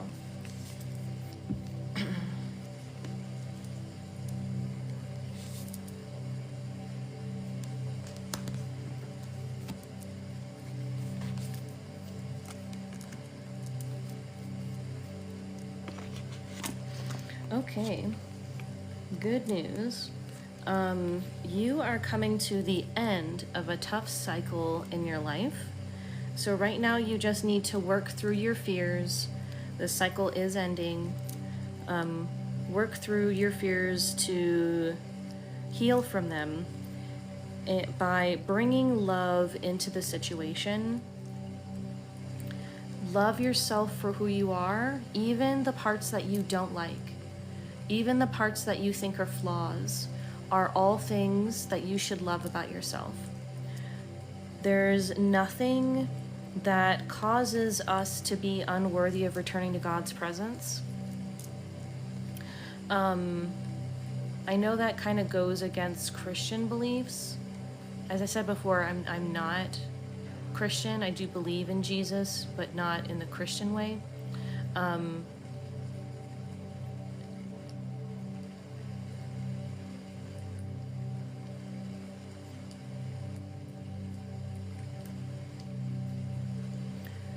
We're not going to be punished for doing anything. We only punish ourselves, and the only place that exists is the place that God lives, heaven if you want to call it. Like, that's the only place that exists. There is no other place. Where we are right now is inside of heaven. And God can look and see us because this is a world inside of heaven, this whole universe. There is no hell except that which we put ourselves in, not because God forces us to go there because we sin. God will never do that. God does not do anything. We can be with God, we cannot be with God. God does not do anything to us, put us anywhere. When we leave this world, we go back to God because that's the only place that there is. If we do not want to be in God's presence, then we will simply go far away from God in heaven, because heaven is the only place that exists.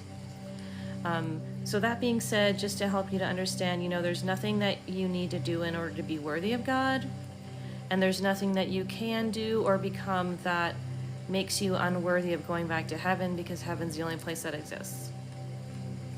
So heal from your fears, because that's what you wanted to do when you came here.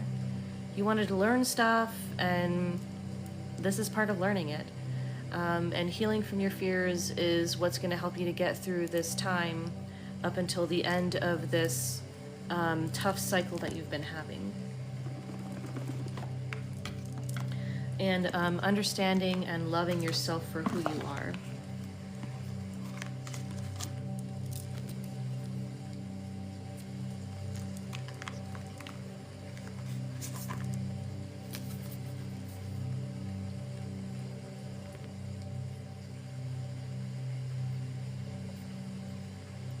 Also, be appreciative of how you use money. Don't see money as something that's hard to get or hard to keep. See money as something that is freely available and that the universe gives to you freely. And all that you have, be appreciative for it. The more you appreciate and thank the money that you have, including all of the stuff that you have, because you got that stuff with money. You got your clothes with money, your health with money, when you buy food and stuff. So be thankful and specifically say thank you, something like, thank you, money, for giving me all of these things. Thank you, money, for letting me maintain this house, my body. The more thankful you are and the more thankfulness you express for money, the more it's going to open up your heart chakra to receive money freely for whatever you need it for. So that being said, don't worry about whether or not you're going to have enough money for something. Just trust that the universe can get you money that you need for what you need it for. And when you need it is when you're gonna get it. Grounding yourself and working with the root chakra frequencies, or doing root chakra healing activities will help with that. Will help with you getting through to the end of this tough time, which is coming soon. And it'll help you to be able to really fully embrace the good times that are coming. I see a lot of stability coming for you soon. And I hope that helps.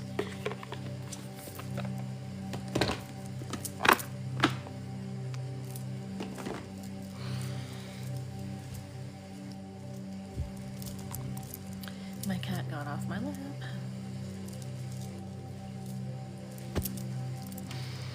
Just gonna move that blanket off of me. Oops. Put this in there.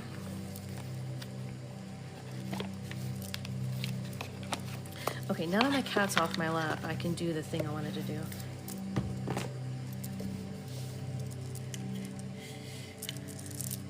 I've got like a couple kind of ASMR-y things that I do, which is just, it's infused with Reiki.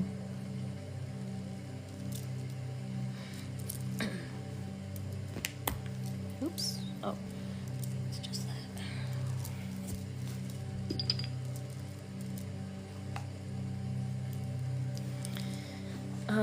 I call this soul writing, but it's really writing on the chakras.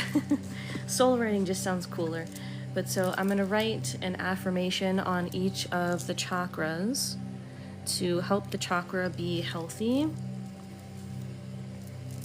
and for you to have a healthy mindset in regards to this stuff.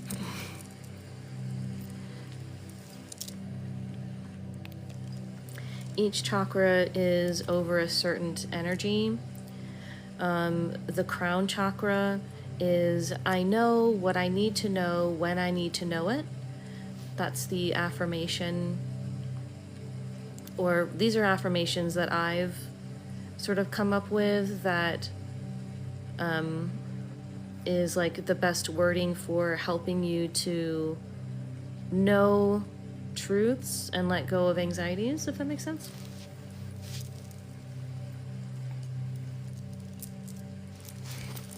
So crown chakra is, I know what I need to know when I need to know it. Third eye chakra, I see what I need to see when I need to see it. Throat chakra, I say what I need to say and don't say, or no, how does it go? Okay. I speak when I need to speak and refrain from speaking when I don't need to speak. But also,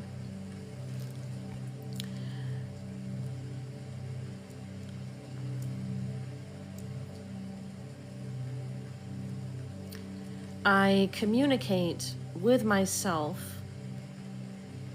in truth. I communicate with others as well in truth.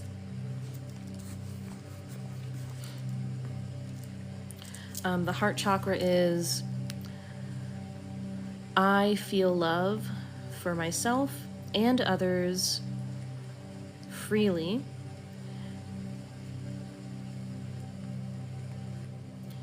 There's nothing I need to do to be worthy of love of myself or others.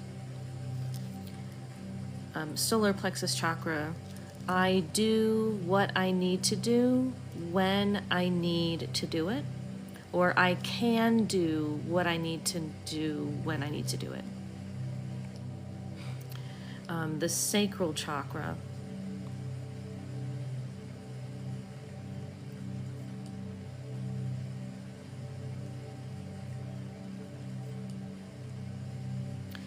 there's a lot of different things with the sacral chakra. I'm not sure I had really pinned one down, but the sacral chakra is creativity, flow, and balance. So depending on what it is that you're struggling with would depend on which one you'd use, but there's, I have balance with my mind, body, and soul. My energy flows freely. Creativity flows freely. I am able to have fun with whatever I want, whenever I want. Because fun and creativity are in the sacral chakra. And then the root chakra is, I am safe. I am secure. I have my back. I know I can take care of myself for everything, no matter what it is. I trust myself. I'll have to write those down. I wrote those down somewhere. I'm gonna have to find where I wrote that down, because I know I'm not saying all those exactly the way that I had written it. But so here we go. Writing on your chakras. I'm going to start at the top and move way down. This is writing the energy of these affirmations into the chakra to help you to emulate that more and release anything that would prevent you from believing it.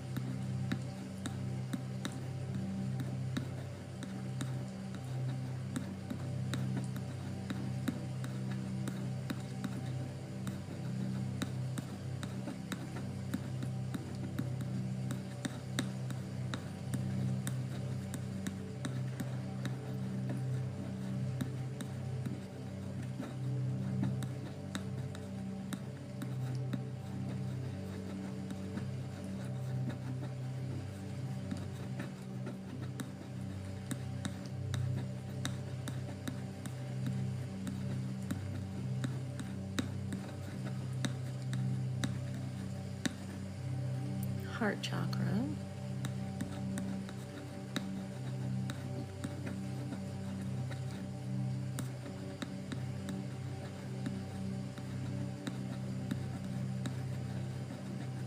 Thank you.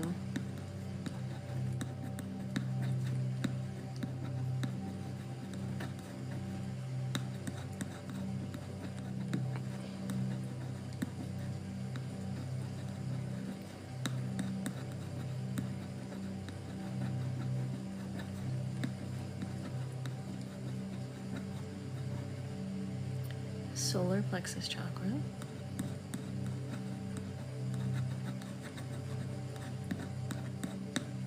Debbie, hey, I missed you the other night. I can do your session after I finish with this chakra thing.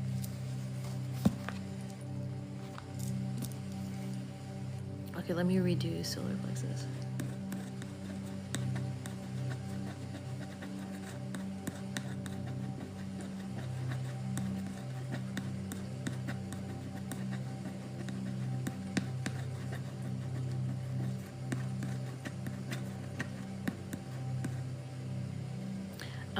It was a reading. Let me write that down.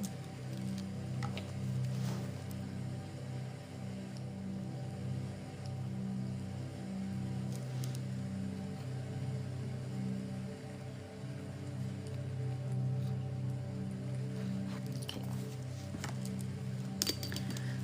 Alrighty, on to the sacral chakra.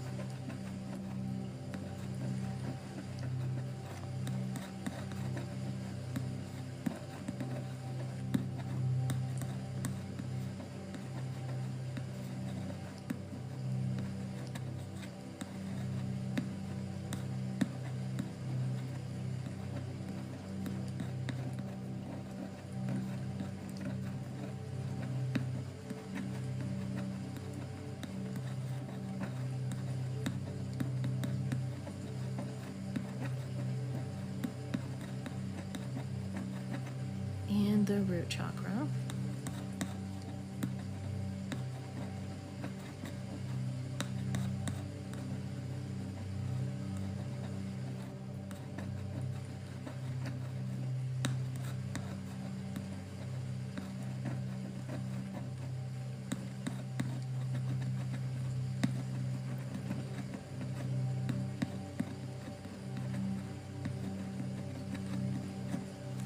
Wrote that one a couple times because I know the I am safe is something that we really need right now.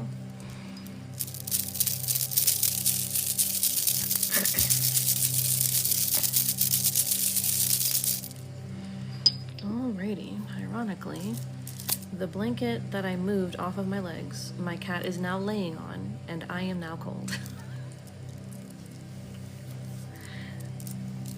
That's super funny. Alrighty, I feel like I should use this one.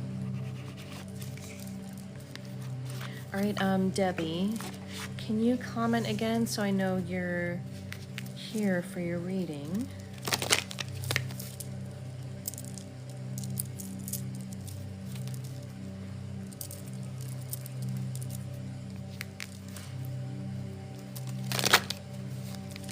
Thanks.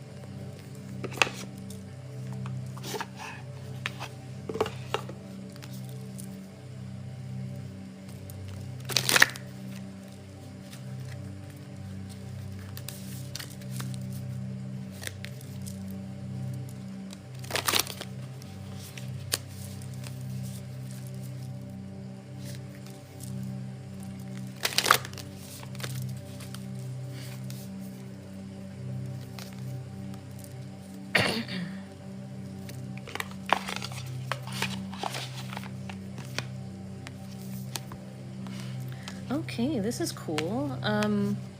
So your spirit guides want you to know about your life mission.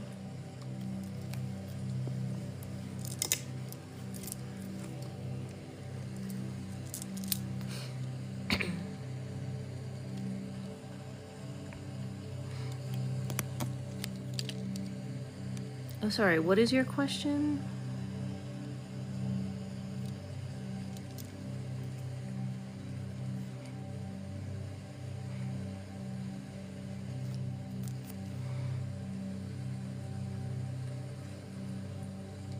Okay.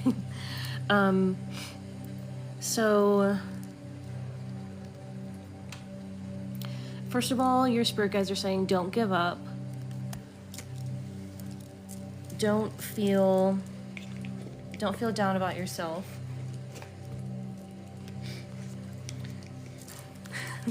My kitty. You're getting to a point, like right now, where you're in a point now where you're going to be doing your life's mission.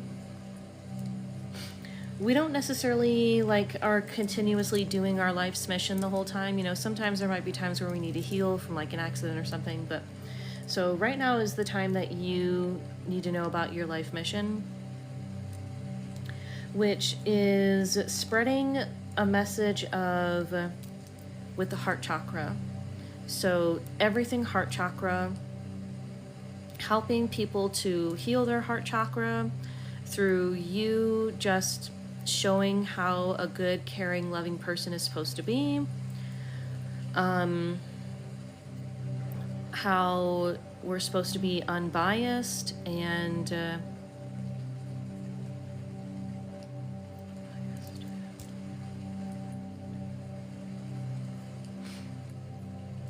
overall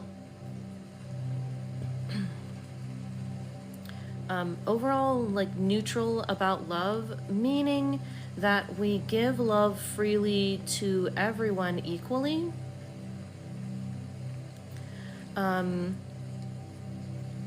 Like the love of Jesus.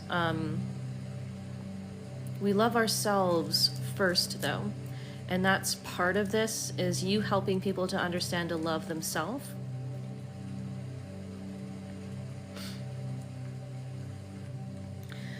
Your spirit guides want you to know you're learning some really important life lessons right now, which is what you've needed in order to be able to embrace this life mission. And you can be in any job and still be doing this life mission. Your life mission is to be a person that emulates what true, what the true love of Christ consciousness is. True love and true healthy heart chakra love. Unconditional love for yourself and for others. Helping people to understand that if you say that you don't love your partner anymore because they no longer like anime, then that means your love is conditional, not unconditional. Unconditional love means it doesn't matter what a person is like, you still love them. Obviously, if someone's being hurtful, you do not have to continue to live or be in a partnership or marriage with them. But love at its foundation is unconditional, and anything else is not real love. It's just conditions based off of preferences. Lust, envy, whatnot.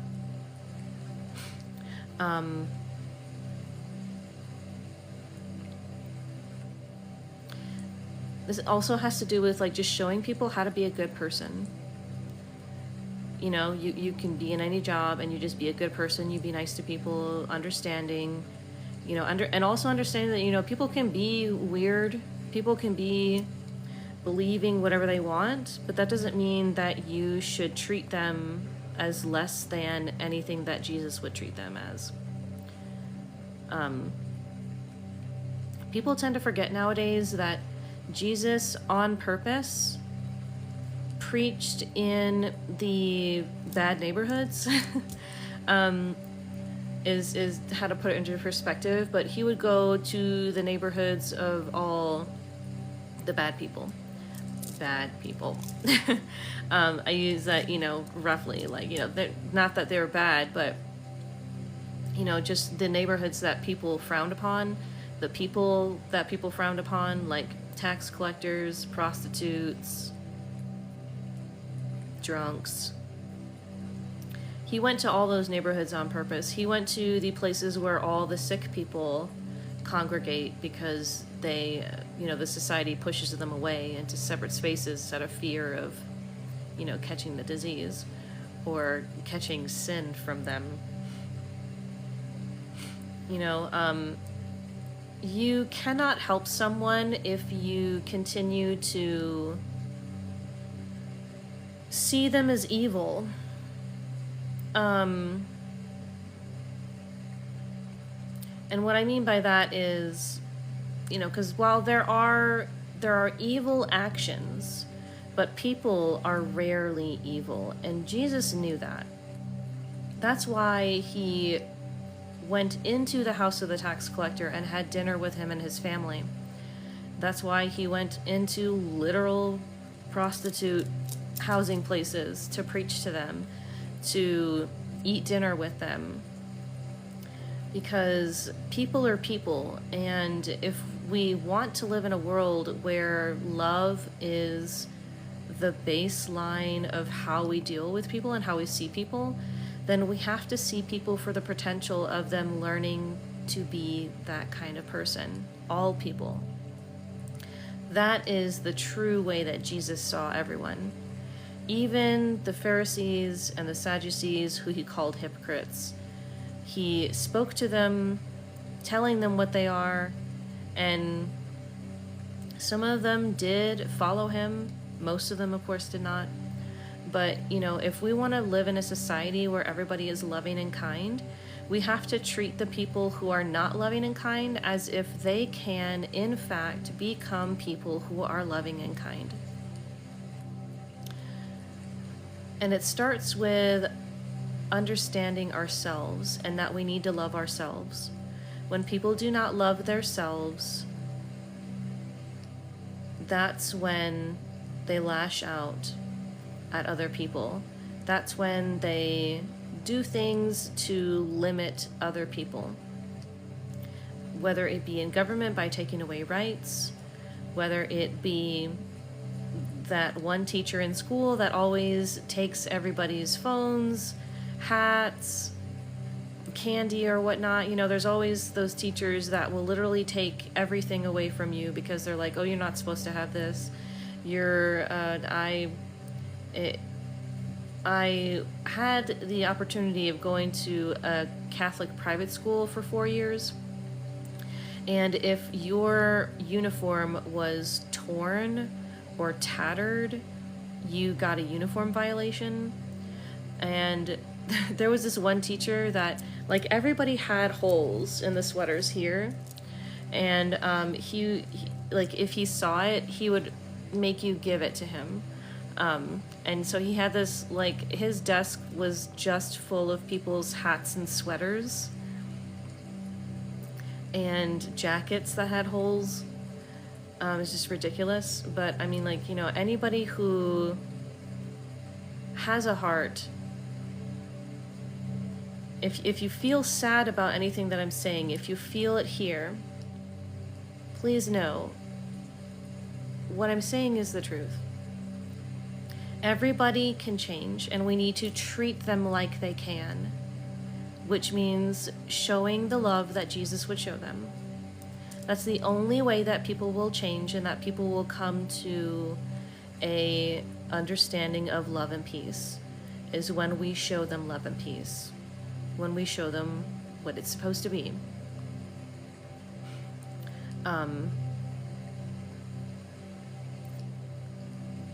And your spirit guides are saying that's something particularly that they're teaching you right now, so that you can be a great warrior. They're saying a great warrior to show the world that these truths that I've been saying.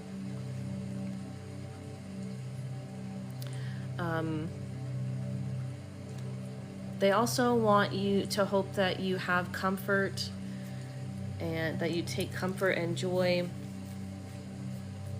from learning everything that you've been learning,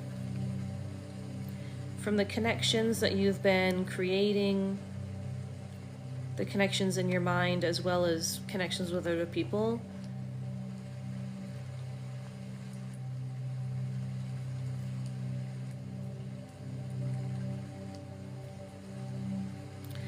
Also, I pulled the Earth Star activation card. Working with Earth energy will help you with this whole process.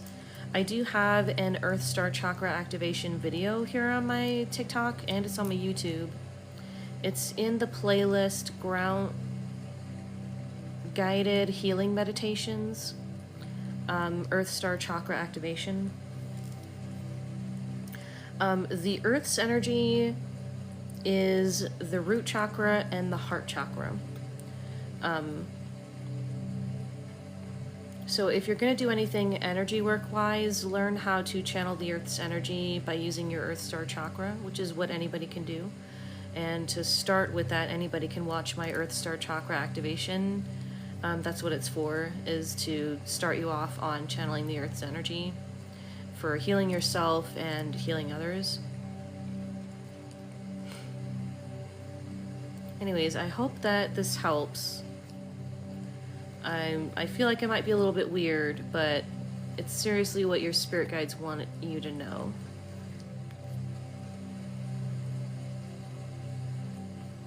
And that is all they have to say right now.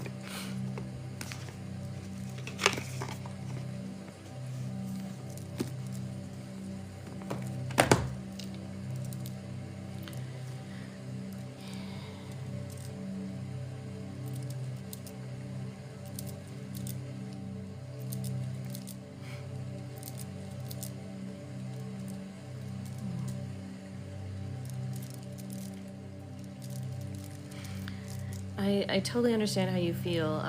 The first psychic reading that I ever paid for, because I had gotten like just little readings here and there from people that I knew, but the first in-depth reading that I ever paid for, I got it when I was an active believing Mormon.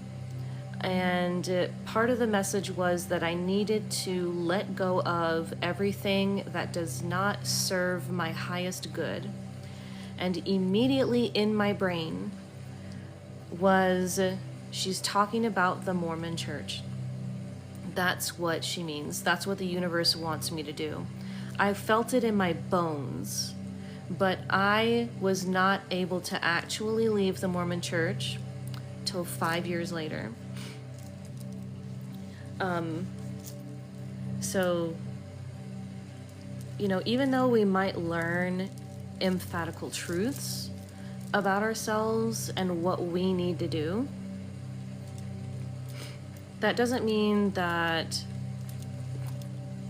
we need to do it right now. Maybe it won't be like 5 years, but you know, I'm just saying that just to help you to know, you know, I don't want you to feel overwhelmed, like you have to like start being this guru, like right off the bat, like right now today. You will build up your knowledge and build up your abilities and talents And it'll learn, you'll learn and grow it at the pace that it is meant to be grown at. So trust that it'll happen the way it's supposed to. Don't try to force it. I tried to force third eye chakra and psychic abilities, and whenever you try to force it, it just causes you to be really frustrated, and it jumps you into something that you do not fully understand, which then confuses you, which then discourages you. So, you know, for some reason, this analogy comes to mind. When I was a kid, there was this silly analogy: how do you eat an elephant? One bite at a time. So, you know, this new experience for you is like, you know, there's an elephant's amount of information, but you can only take it in one bite at a time.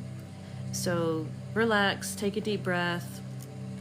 It's okay. You don't have to, you know, force feed yourself. Just let it come one bite at a time.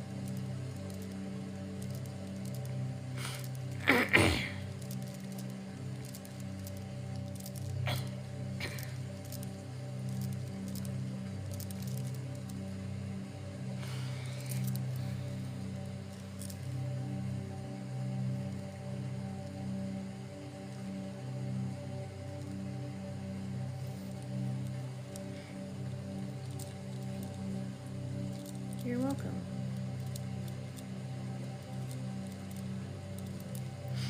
My nose is a little bit drippy. Give me 1 second.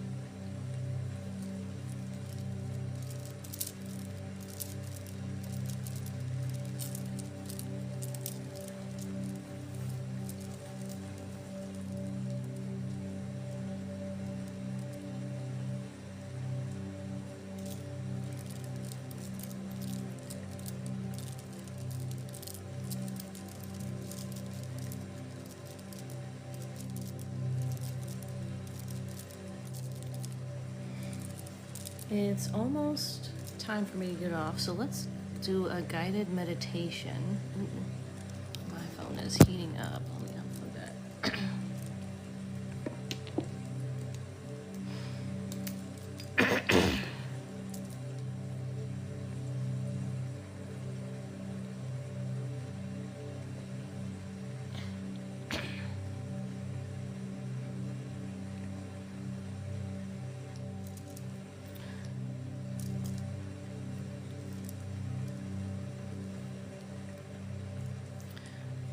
I'm just trying to think, like, how should I do it? What do we need?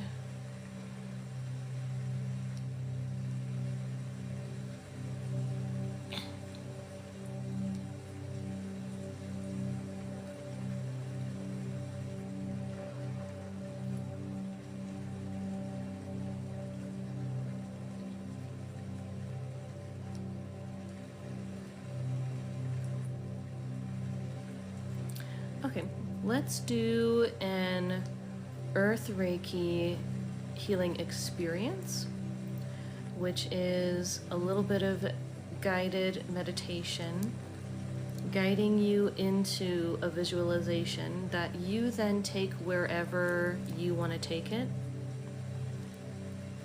So half of it will be me guiding you visually, and then the rest will be quiet and contemplative with me channeling and sending Earth Reiki.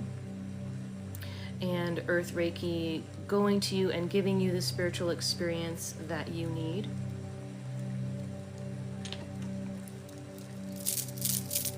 So let's start with grounding.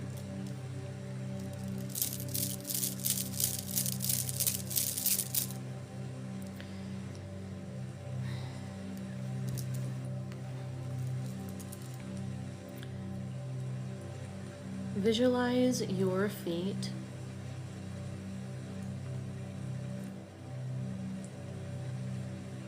stretching down to the center of the earth, like as if you have a superpower that you can stretch it down there.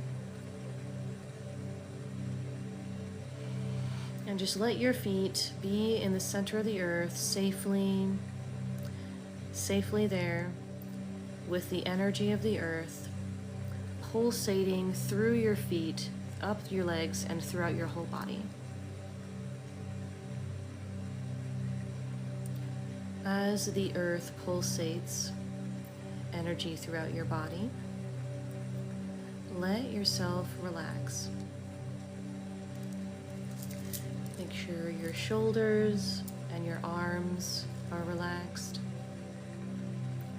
Your feet, ankles, knees, your whole legs, let them relax.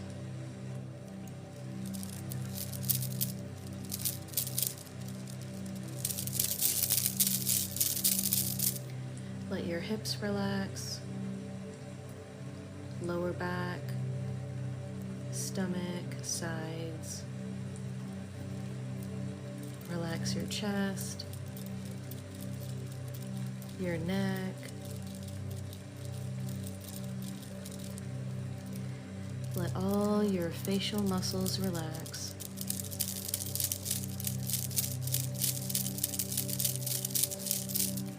Relax your jaw, your brow, your eyes, your ears. Relax your tongue.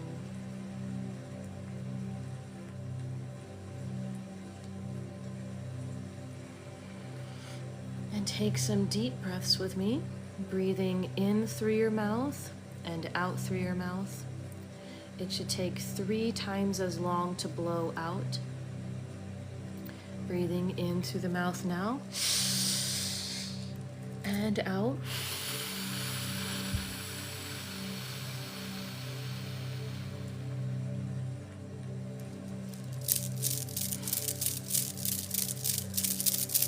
And again, breathing in and out.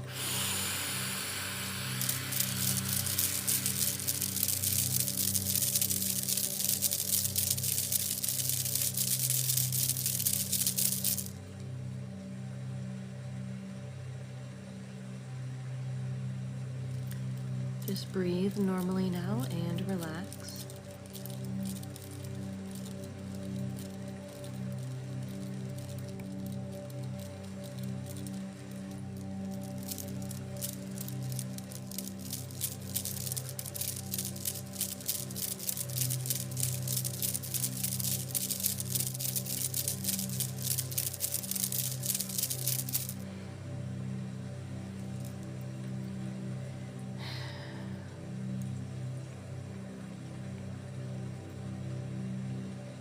Now listen and visualize.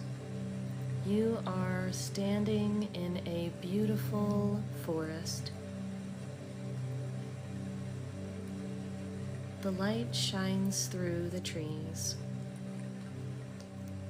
You feel the warmth of the light on your face. A breeze bristles through the leaves,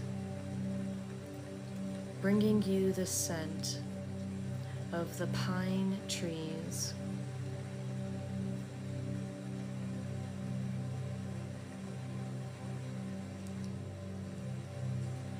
You hear a little whistling as if the forest whispers to you.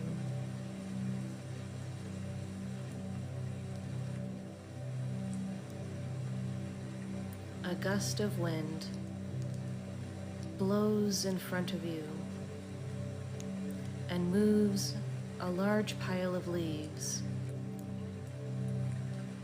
letting you see a path that you had not seen before. You feel as though the wind is guiding you to follow this path.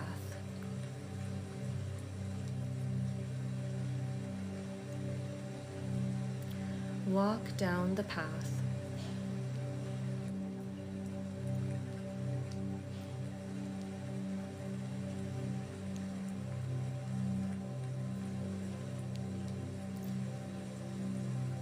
As you walk down the path, it leads you to a small stream.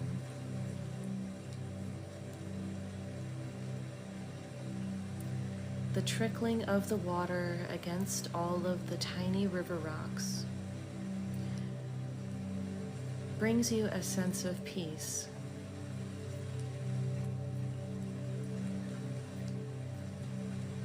You look to your left and see a fallen tree. Sit on the trunk of this fallen tree.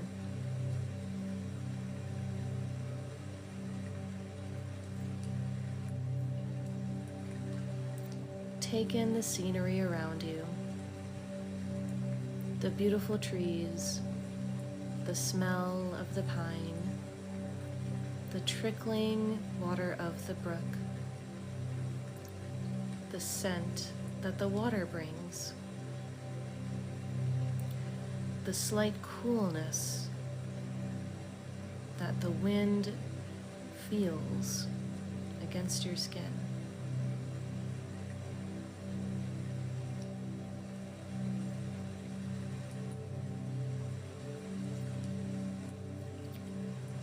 This is the Earth Reiki Experience. Allow the forest to take you on a journey now. Close your eyes and allow the forest to speak to you.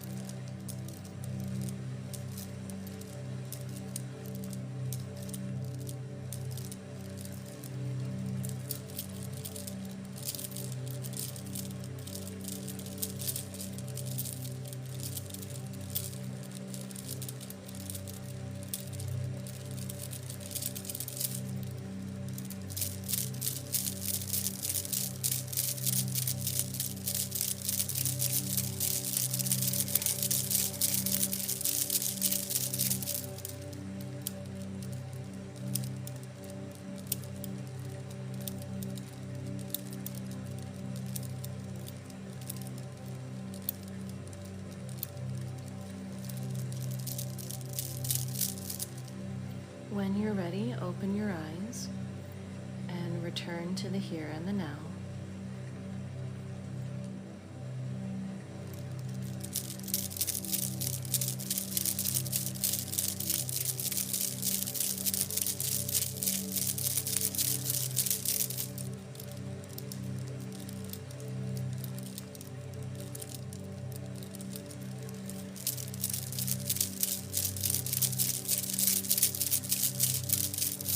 I hope you enjoyed this Earth Reiki experience.